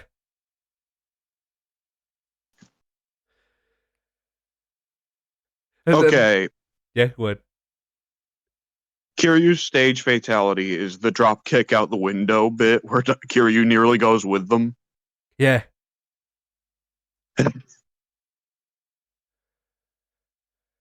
If you do it on the market stage, then the granny does it with him. Like they do the whole high five bit for when you do a heat move with an ally.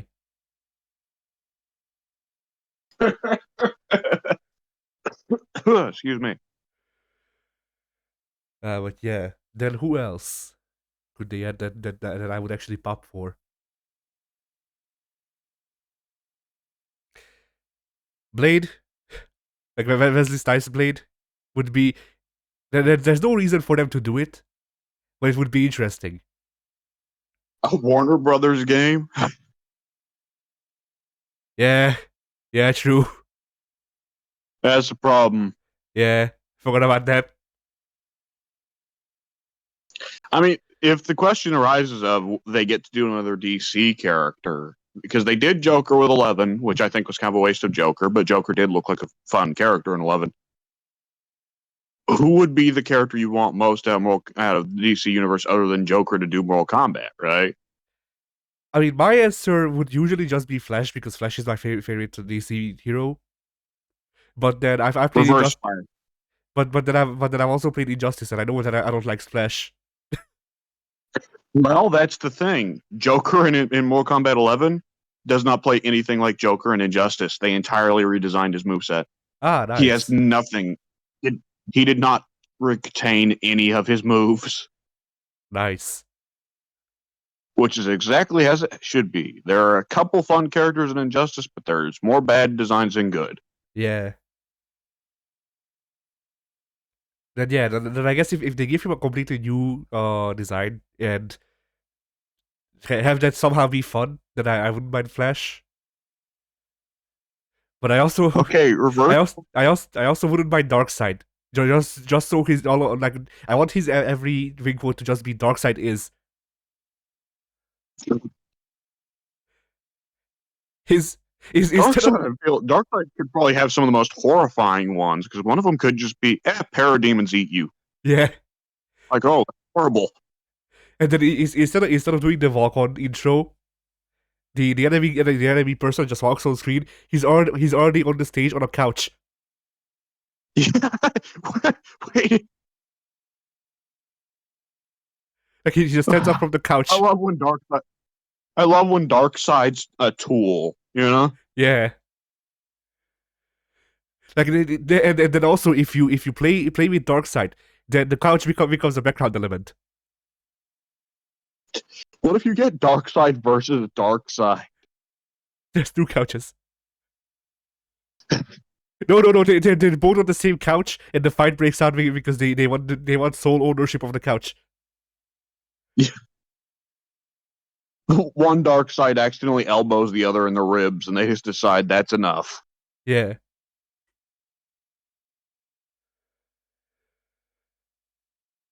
Uh, But yeah. Then let's you know what? see.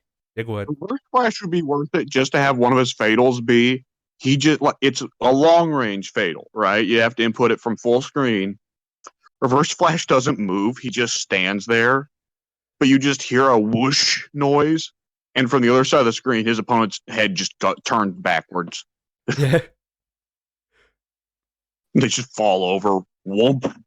Reverse Flash wins. Fatality. Reverse Flash. One of Reverse Flash's fatalities is his opponent committing suicide after he tells them that he jerked them off at prom. He went back in time. It was me, Jax. I made you nut in your pants.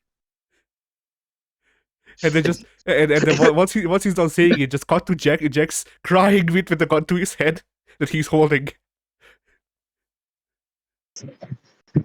It was me, Baraka. I, No, it was me, Shao Kahn.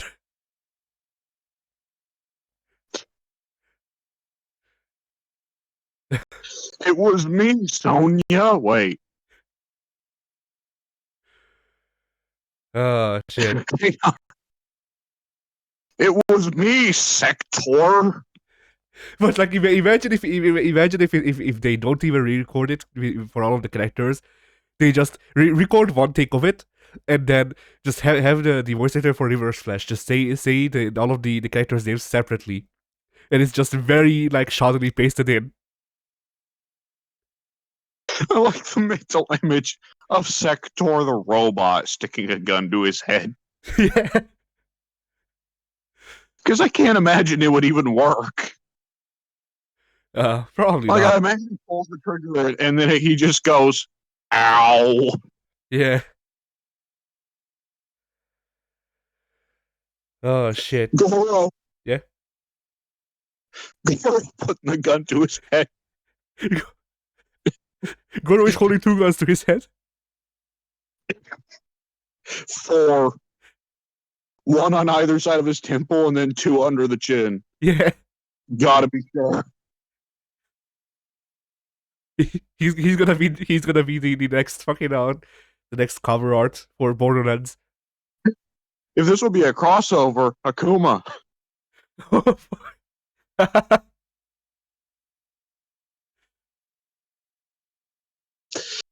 You're oh god, someone needs to draw that at some point. Reverse Flash telling Akuma.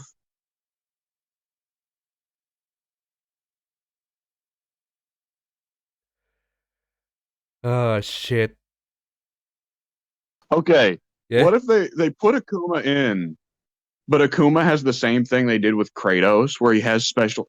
Kratos in Mortal Kombat 9 has special animations for being on the receiving end of several fatalities, right?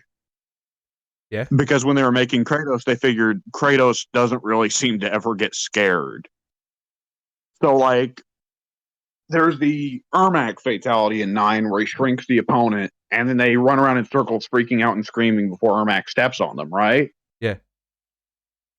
But when Ermac does that fatality to Kratos, Kratos, when he's shrunk down and tiny, instead just pulls out the blades of chaos and does like the war cry, like he's about to try and climb up Ermac's leg, and then Ermac steps on him. Ah, So Akuma gets a unique animation for being on the receiving end of all fatals, where he just is completely stone faced. yes. And I'm imagining Akuma still stone faced for that reverse flash thing, and you see him slowly a gun enters the frame.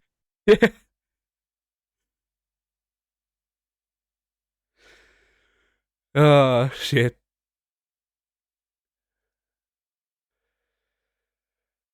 And then for my next guy, I guess.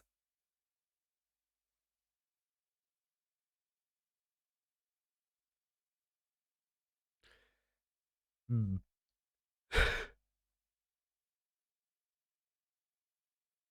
Brian Battler. No, worse. Jackie Bryant. His fatality is fucking flip kicking you in half.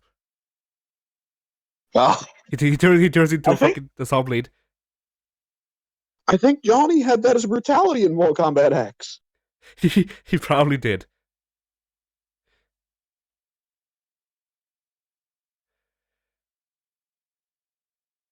But imagine how fucking happy Boone would be if he even got to include a Virtua Fighter connector, if nothing else. John, his fatality isn't the flip kick. He walks off screen and then drives a race car on and just runs you over. The fucking the Captain Falcon. Yeah. Okay, no, actually, now that I say that, no, fuck it. Captain Falcon is my fourth pick. Actually, I think Terminator. I think the T800 had a fatality in 11 where he just goes off screen, gets back on a motorcycle, and runs you over. Ah, I mean, yeah, they love that super. Batman had it too in Injustice. So, That's true. Though that one is actually a funny case where Batman initially did not have that super. When they first showed gameplay trailers, Batman's super was he hung you up by your feet from the ceiling and then drop kicked you in the face. And everybody went, that's the lamest super ever. What the fuck? So they changed it to Batman committing vehicular manslaughter. I see. But yeah, fucking Captain Falcon would be interesting as well.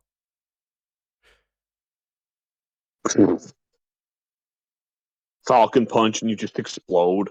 Yeah. Like, I imagine he gets a Tiger Knee input for the Falcon kick. Whatever, Falcon Knee.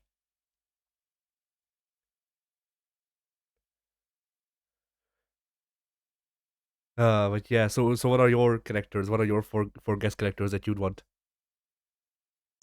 Well, yeah, the first one that comes to mind is a character who was very heavily implied to be in Mortal Kombat 11, but wasn't because Ed Boon and Bruce Campbell are both shitters.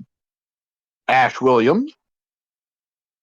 Yeah, I will play Ash that he is available in. I think that the thing that happened with Ash was that Ed Boon really wanted Ash to be in the game. They were in talks, And they found the files for Ash, like most of the files for Ash when it comes to identification in the files, and then something fell through, like something with the licensing fell through. Well, the issue that every license is going to have with Mortal Kombat is the character has to get murdered on screen Yeah, in a variety of gory ways. Like I was honestly astounded that they were able to get Joker in 11 just because think about how many horrible ways there is that Joker can be murdered in Mortal Kombat 11. yeah, That DC you would think would not be cool with, but evidently they were. That is why Capcom has repeatedly said we will never do a crossover with Mortal Kombat because we don't want any Street Fighter characters to die on screen. yeah. And that's a goddamn pity because as soon as I said Scorpion versus Akuma, I didn't say it out loud, but in my mind, my brain went, "Ooh, that's money." I mean, it is, but at the same time, you have to consider it wouldn't be Scorpion versus Akuma; it would be Scorpion versus Ryu. No, it wouldn't, because Ryu, if there was a Mortal Kombat Street Fighter crossover, Ryu's opposite would be Liu Kang. Scorpion's the edgier protagonist, so he would make more sense against Akuma. That's true, but I don't know if I'd consider Akuma a protagonist. Ken would go against Kung Lao, Johnny would go against Guile, Sonya against Chun, of course, the two first ladies of fighting games. That's obvious. Yeah. I think I've said this before, but have you ever seen William Pat's playthrough of Devil May Cry 5? I don't think I have. So when Virgil pops up, Wooly actually hadn't been spoiled on the fact that Virgil comes back in 5, right? Yeah. So when Virgil first appears amongst the shattering glass, Wooly very loudly slaps his leg and goes, "Oh!" Right? Yeah. And it was a common joke for a little bit to say that wasn't him slapping his leg. That was him popping an erection so hard that hit the buckle of his belt, of his pants, shot off his pants and went through the ceiling. That was the snapping noise there. Yeah. That would be what would happen to me if I got to see Shao Kahn versus M. Bison on screen. If they didn't team up. And I would hope with Shao Kahn they wouldn't team up. Just have them stand at opposite sides of a room, both crossing their arms. They don't even say anything. Just let the viewer know this is happening. Yeah. Got to battle cinematic when neither of them hit each other. They keep fucking like dodging and shit. But like I just want a scene. Yeah. I just want a scene of like I would want it to be their round start animation, but we don't do those anymore. But like I just want Mortal Kombat.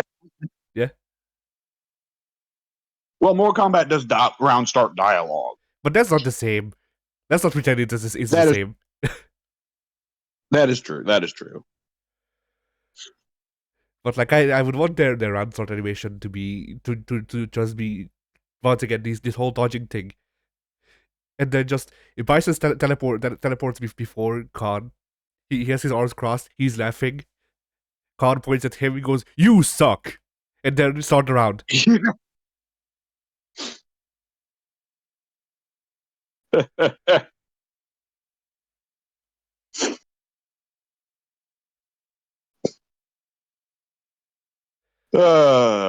Now you've made me sad because that will never happen. Yeah. Outside of Mugen. Outside of Mugen. Yeah. But you can't really do Street Fighter Mortal Kombat crossover in Mugen because the Mortal Kombat characters don't look right because they're dudes and not sprites. Yeah.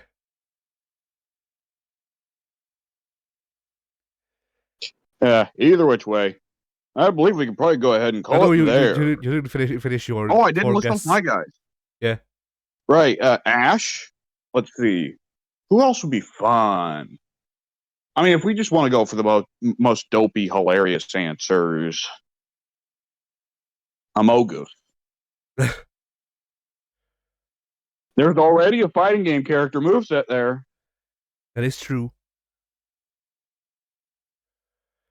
The rest of the Mortal Kombat character is the rest of the Mortal Kombat cast is not ready for Amogus' air combos. I just imagining instead of the fatality pop up, or instead of the finish him or finish her pop up rather, they just do they just play the fucking whatchamacallit,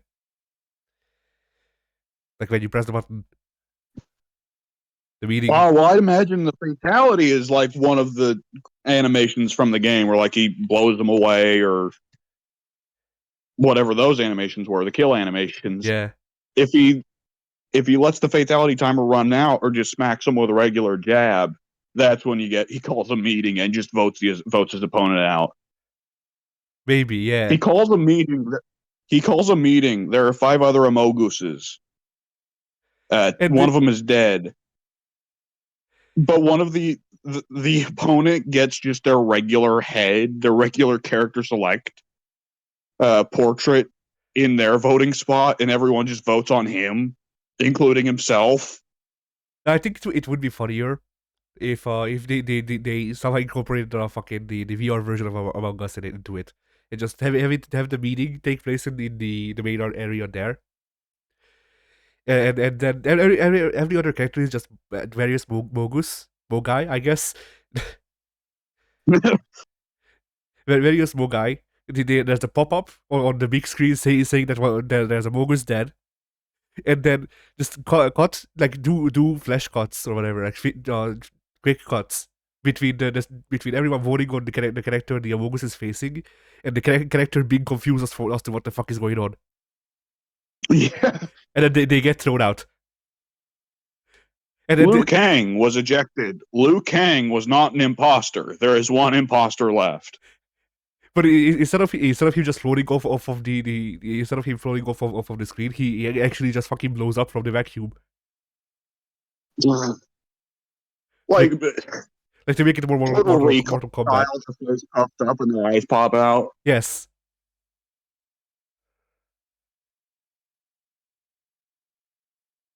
Just to make it more Mortal Kombat. Yeah.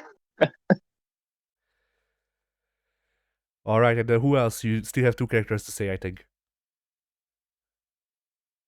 Okay, I got my funny haha answer in, so let's see. For serious answers.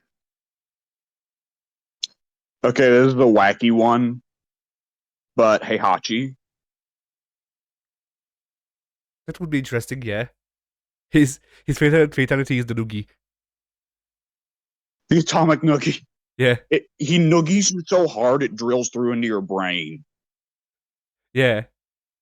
And to add insult to injury, even the Tekken animation ends with him cracking your neck, so His win animation, if you didn't go for a fatal, is he walks over and picks up the knocked out opponent. It cuts to him walking over and throwing them off a cliff. yes.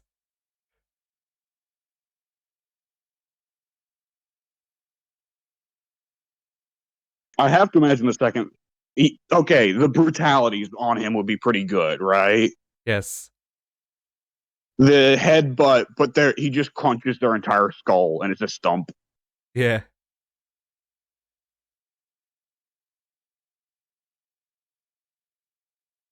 He backhands their head clean off their shoulders and it goes flying off into the back of the stage.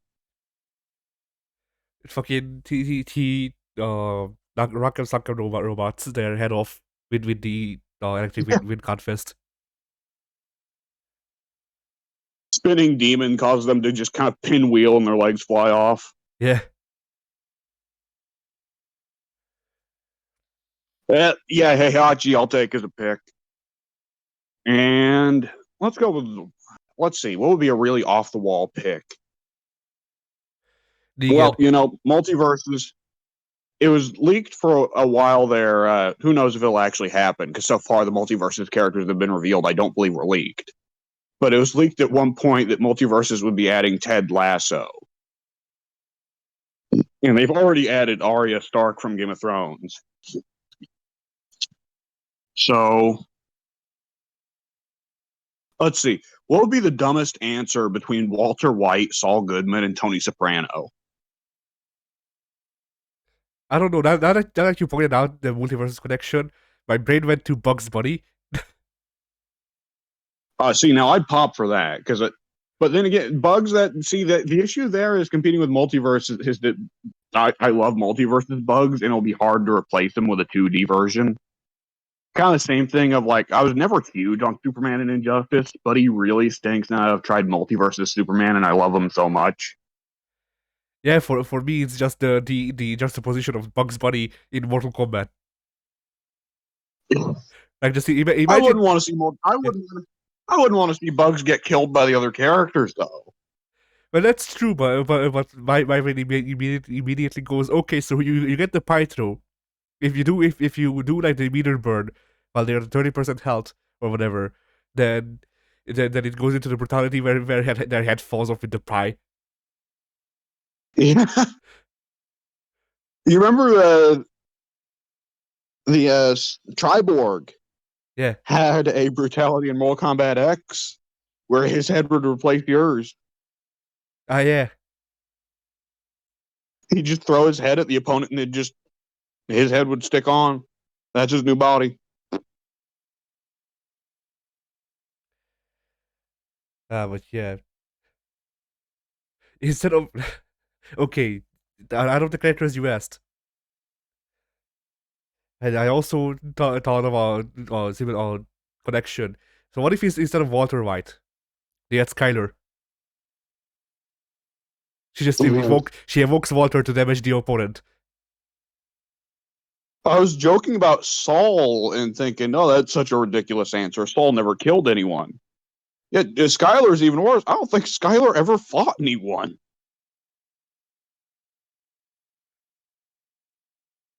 Skylar never even threatens to fight anyone.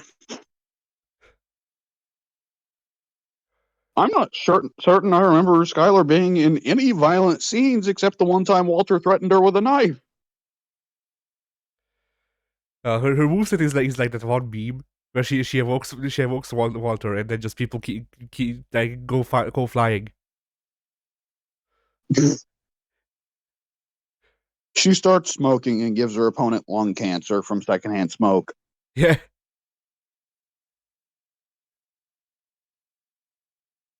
She takes all the opponent's money and gives it to Ted Beneke, causing them to commit suicide in response. Yes. That's her fatality. Yeah. It can reuse the animations from the Reverse Flash. Which implies again that all of them except Akuma are crying. Yeah.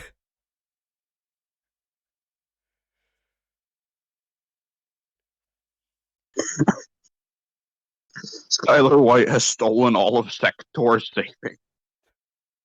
Yeah. Shao Kahn's like, I don't believe it. And he goes and looks in the royal treasury and it's just empty. Yeah. It's empty, but there's Collector sitting in the middle. But like his backpack's empty. Yeah. Collector has like got his backpack upside down and he's shaking it and dust falls out. Yeah, pocket lint.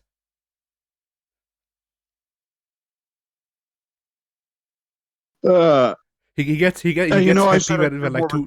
Yeah, go ahead. I said I'd give 2 more serious answers, didn't I? But then I went with Saul. Yeah. All right, just something off the wall. Something off the wall like Rambo was off the wall. Kratos was off the wall. Optimus Prime. A character who is way too big to fit on screen. His fatality is dying.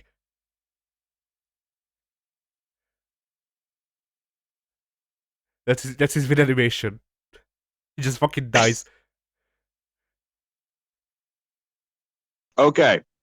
So there's a very amusing series of videos people have made on YouTube where they made a crossover between the original Mortal Kombat trilogy and WrestleMania, the arcade game, because both of them used the same style where it's a real life person Yeah. photographed into them. Now, out of Undertaker, Undertaker would unironically be hype as a Mortal Kombat character. Yeah.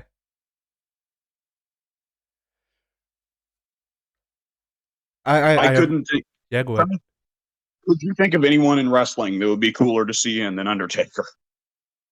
I mean, no, I think there's some gimmicks that they could do with other characters. Like, imagine if they had John Cena and his gimmick is turning invisible like Reptile.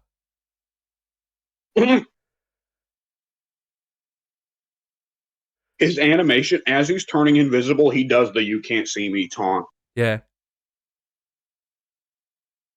He doesn't Oh shit! he doesn't even do it towards the enemy. He turns to the screen and does it.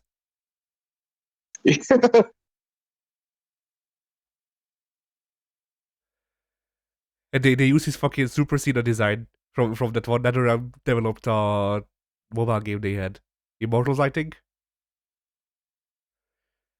Yes, the one that I'm pretty sure also did feature Raiden as a crossover character.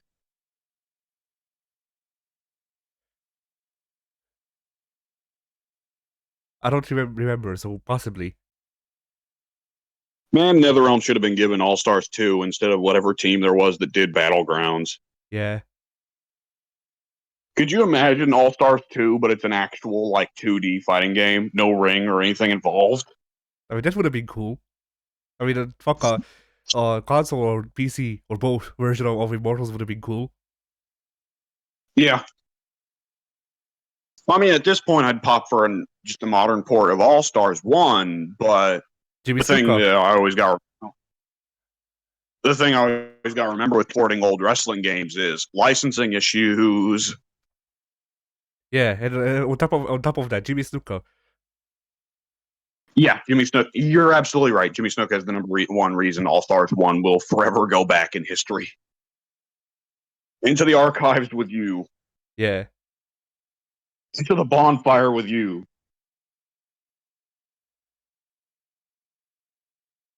But yeah, like I think the best wrestler that actually fit into Mortal Kombat would be Undertaker.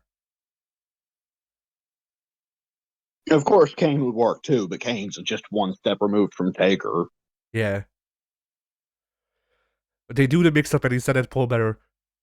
He gets both Undertaker and Kane as strikers.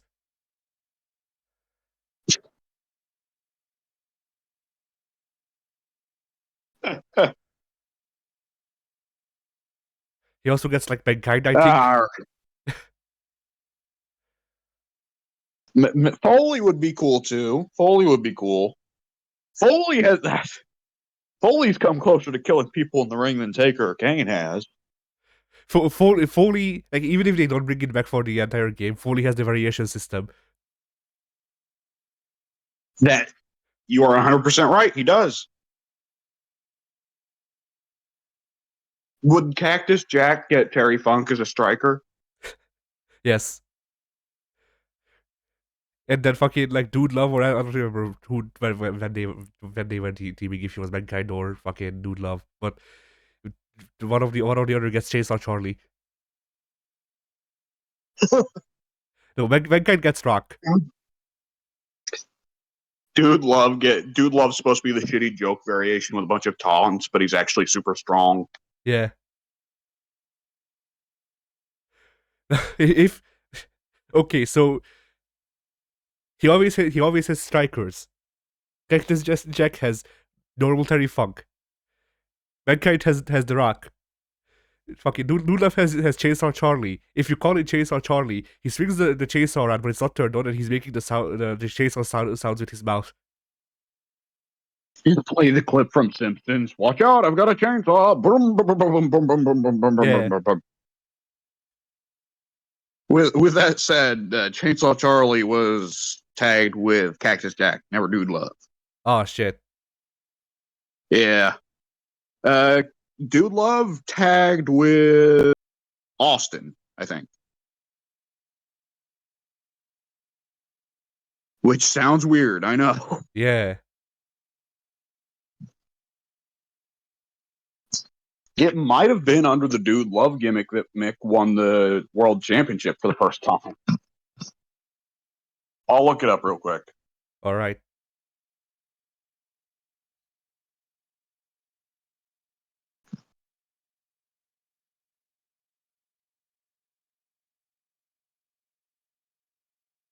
I want to say Foley won the world championship 3 times, and each reign was about a week long.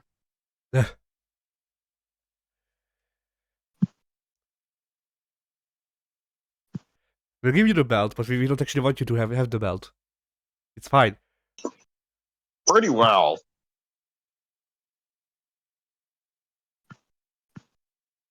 Oh yeah, remember when Foley used to do sunset flips to the outside of the ring from the top rope and his back would explode? No. Why did he do that?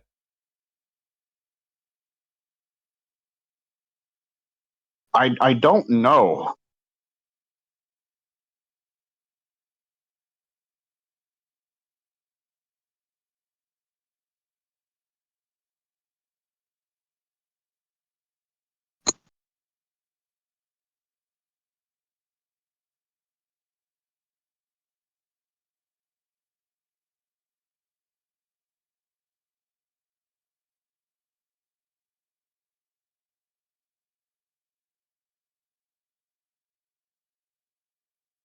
Okay, yes, he did win the tag belts with Austin as Dude Love.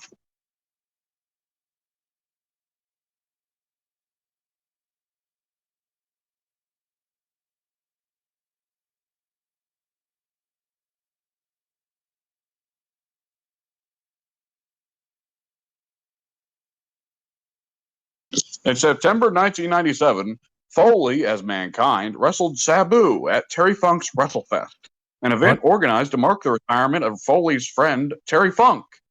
Funk, however, broke his retirement soon after the event, and in December 1997, he joined the WWF as Chainsaw Charlie.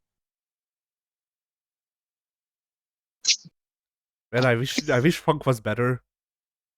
I mean, I miss him just coming back. I wish he could. Like, I don't, but that's the thing. I don't want him to actually fucking. I don't want him to actually come back and hurt himself. But he you know, I just don't want him to suffer from fucking dementia. I wish he could step into the fucking. You wish he could step into the what's the Ra's al Ghul thing? The Lazarus Pit. Yeah, you wish he could step into the Lazarus pit and come out of retirement again. Yeah,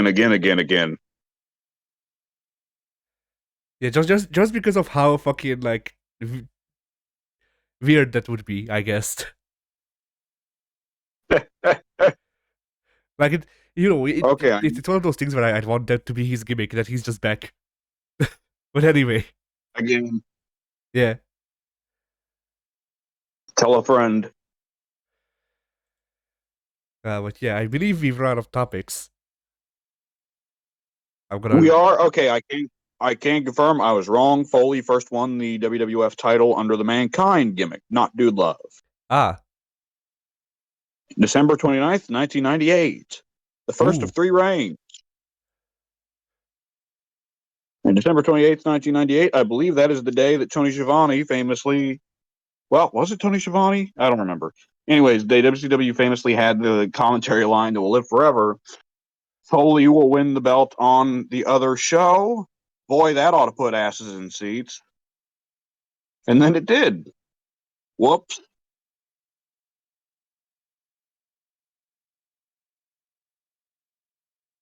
Okay, Foley, all 3 times that Foley won the WWF Championship, you won it under the Mankind gimmick. Okay, I was just 100% wrong there.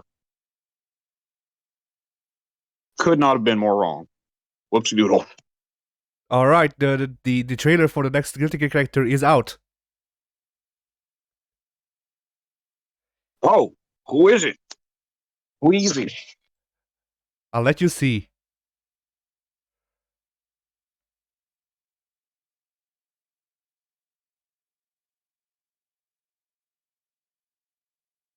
Ah, The one that nobody you expected. know, I should have asked myself who would be the answer that would be least favorable to you, and then I would have had my answer.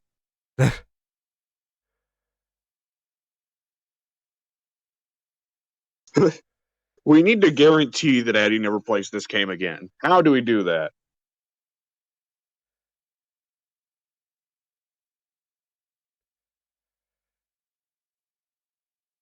Yeah, fucking these tutorials watching these podcasts.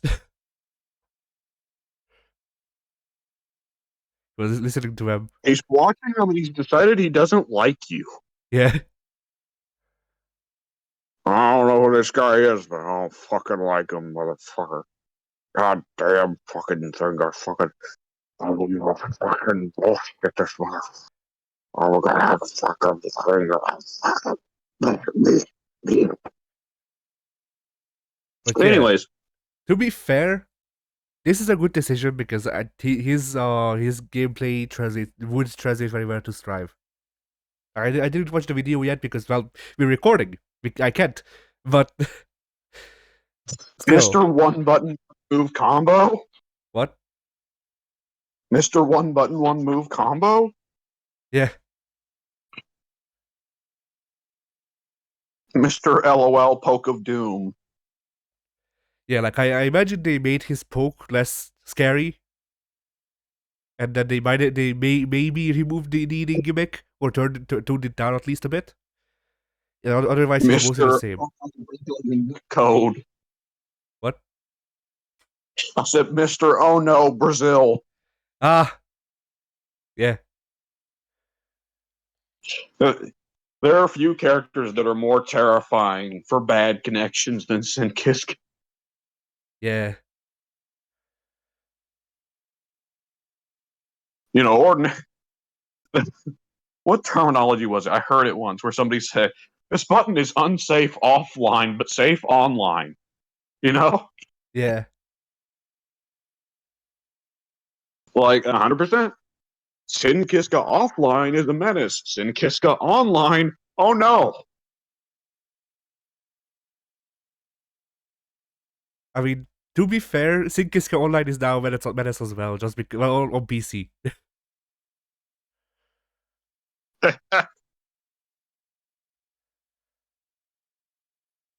Like the uh, rollback of the update should have made him more tolerable in Exerd.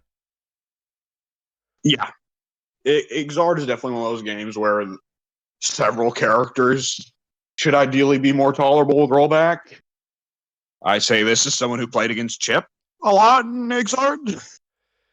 Yeah, Chip should be worse with rollback. Well, depending on your connection, but Chip goes between fine to alright. I guess he's just the screen now, depending on Yeah. the network quality and thanks to rollback. Well, any rush down character and delay, it's like, oh no, did the game get that I blocked that? Oh no, did the game get, did I just accidentally open myself up? Uh-oh. Yeah, then like any rushdown character with a teleport on fucking rollback is just on rollback with a bad connection is just okay. I guess I just punch the air and they may appear. Yeah. Pretty much. Offline with Chip, that's still a decent strategy. Yeah. I remember at a certain point in Strive, when we were playing Gold Lewis versus Chip, I just started to be like, okay, I need to figure out which Behemoth Typhoons hit behind me. I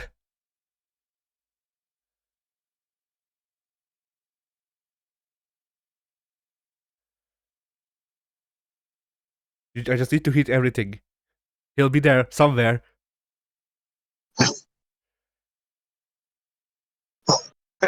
But hang on, I just looked at the tagline for Sin. Sin's tagline in Guilty Gear Strive is chasing down his prey with his far-reaching flag, ever-growing wild boy. So they need not tune down the poke, the finger poke of doom.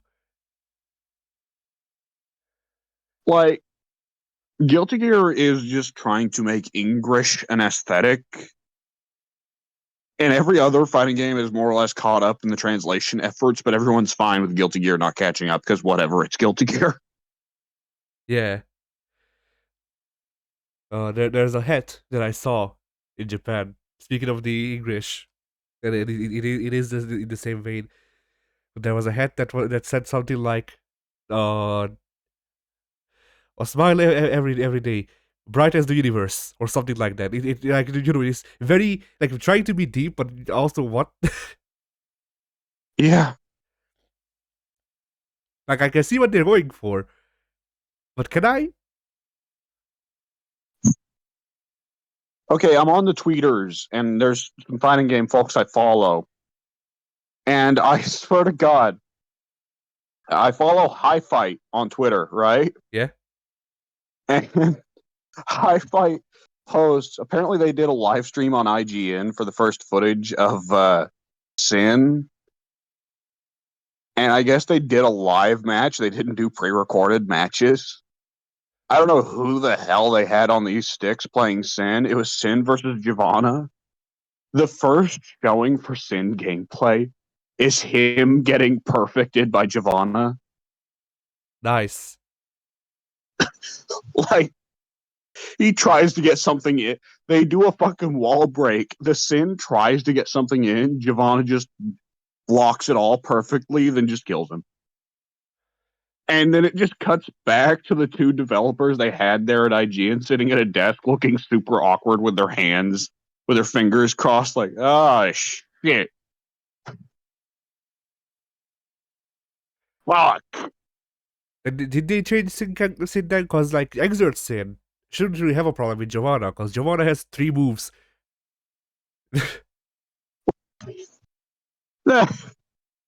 Well, hang on, Addy. You can say that about any character on Strive. Well, Finn shouldn't have a problem with so and so. They suck. But I mean, like genuinely, Giovanna has a poke that I know of, like one combo Well, tool, and then her it three looked like specials. Giovanna kept doing the dash in lightning legs, whatever that is, Ah, yeah. That's her one combo tool. and like a jump in, and I guess, then yeah, some good. kind of like Eddie Gordo looking upside down helicopter move. That's her super. Okay, she did that.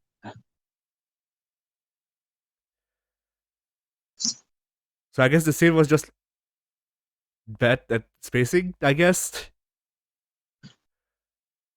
I don't know why, but I know that it's hilarious.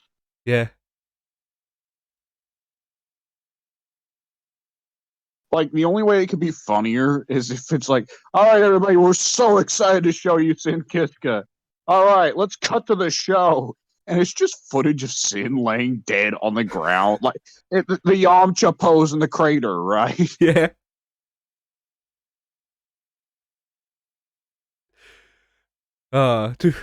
To show you all how easy Sin Kiska is to play. We have we have at least at the help of 2 people on on the opponent's side. Justin Wong on Sin Kiska's side, an actual fucking baby. Go. Like, the match is going on, and the camera's cutting back and forth between Justin, who looks super intense. He is dedicated to this, and like cut to the baby, and the baby is just trying to fit the analog stick in its mouth. Yeah.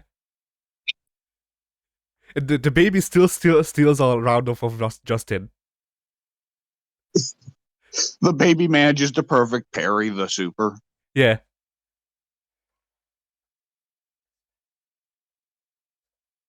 Oh boy! All right. Shit. So I, yeah. Yeah. I do believe that we can now say. Well, before that, I don't know if this is something we want to hit now or next week because we have time. Or not fuck, not that next week. Great, I love having speech impediments, but yeah, not next week. The next episode. But I do have a list of all of the best fighting game nominees, which I believe we could hit next episode as well, just because that will be closer to the actual Game Awards. Did we not discuss them putting Sifu on there? No, I mean prior ones. Oh, well, I'm sure it's all a bunch of dumb bullshit anyways. It's the damn Game Awards. Yeah. Like the Game Awards, the actual giving of awards does not fucking matter at all. No, it does. And It doesn't. It's just their lists are funny, pretty much. if the if the Keelster wants to get up there and say, "Oh, what an illustrious honor to give these awards" or whatever, he's lying. People tune into the Game Awards because it's the new E3, and that's the Yeah. only reason. Yeah. The one that I want to note is uh Street Fighter 5 Season 1 was Game of the Year, but Champion Edition wasn't. Well, Street Fighter V Season 1 came out at a time where fighting games there was not doing well. I don't Champion know. Edition. I don't know. I don't know, dude. It was going up against Killer Instinct Season 3, and I don't like Killer Instinct, but fuck it, give it to that. Okay, yeah, that. Well, that's just a popularity thing, right? Yeah. That's one of many, many, many reasons that the Game Award is not legitimate. Is the popularity rules. Yeah. If Multiverses had come out and just shit the bed immediately, and it's just like the game breaks 50% of the time that you launch it, and KOF 15 was perfect, spit polished, everything, Multiverses would still beat it. Yeah, probably. Killer Instinct, at the end of the day, was, phenomenal, but it was still free to play Killer Instinct on the Xbox One. It's a console exclusive. Killer Instinct was always kind of a cult classic franchise, and the game is not very pretty. Yeah. It was never going to win because at the end of the day, the Game Awards is primarily a industry thing to put over who put the most money in Jeff Keighley's pocket. Who bought Also him the put most over Doritos? Hideo Kojima. Fighting game of the year, Doritos. You're right. And at the end of the day, it's also largely for the casual gamer, Yeah. Or well, not even the casual gamer. I shouldn't say that. Because it would be the crowd that's like, oh my god, what's your best game ever? But it's not for the crowds that would actually know niches. Because the mainstream, when I Joe Blow down the row, who was like, "Oh my God, CD Projekt Red, best developer ever, Witcher 3, best game of all time," knows more than Joe Blow down the road, who just plays the Maddens and the Call of Duty, the COD Blops. But still, the Witcher guy is not going to know your Killer Instincts from your Kings of Fighters, from your Virtual Fighters, and so on. That's pretty well the same guy who lumped Sifu in, because Sifu is a game where you punch.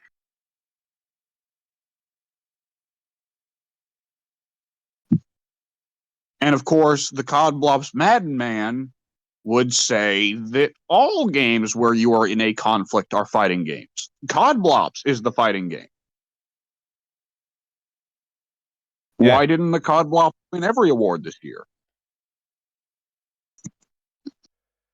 Because Jeff Keighley didn't have enough hard drive space to download the newest Modern Warfare. That is true.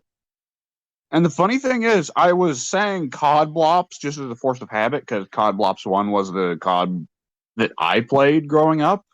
But then it occurred to me, oh, I can still call it COD Blops because they came out with another fucking COD Blops a year or two ago. God damn. There was a funny thing that they nominated one of the years that I was going to bring up, and I can't find it again. Well, so whatever. I'm sure there was one year where it's like, oh, God of War 2018, best fighting game. No, but I'd laugh. 2. Bayonetta 2, best fighting game. Okay, no, you know what, fucking Mario and Rabbids Save the Universe or whatever the new one is called. That just should have been nominated. Persona 5 Strikers, best fighting game. Not even Strikers. Persona 5 Royale. Ow! Ow! Did you not hear a ton of weird noise on your end? No? Okay, well that's good, I guess. I just fucking launched the phone across the room on accident. Ah. It's good to know that you won't make any noise if you go flying. It's a feature.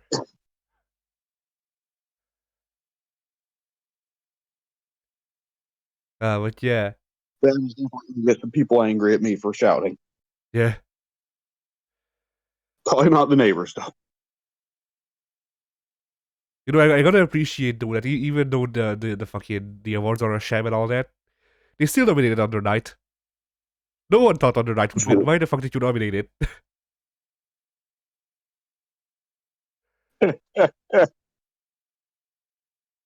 Why didn't they nominate Chaos Code? Fucking Phantom Breaker Omnia.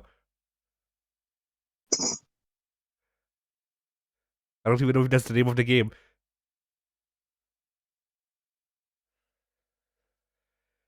Uh, really, every year, Teenage Mutant Ninja Turtles Smash Up should win Best Fighting Game. It reigns supreme. It is even better than Shrek Slam Attack, whatever it was called. Yeah.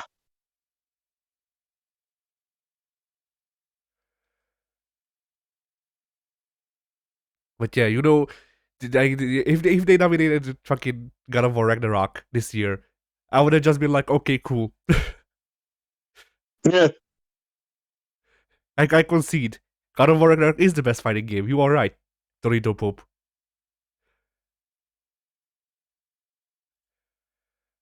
But yeah. Best shooter, Mortal Kombat 11. No. No, fucking Ragnarok gets nominated for everything. Best esports event, God of War Ragnarok. Yeah, who can be the first to stream Ragnarok to the ending? Best shooter, God of War Ragnarok axe throwing. Yeah. Or telling boy to shoot.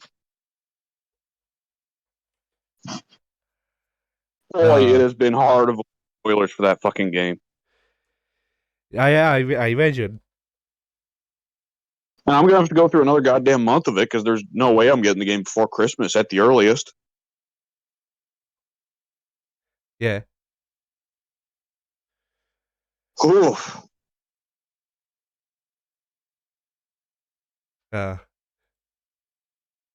So yeah, I believe we can call it a podcast because I haven't done anything fighting games related recently. Yep. I believe then we could say fighting games were. Yeah.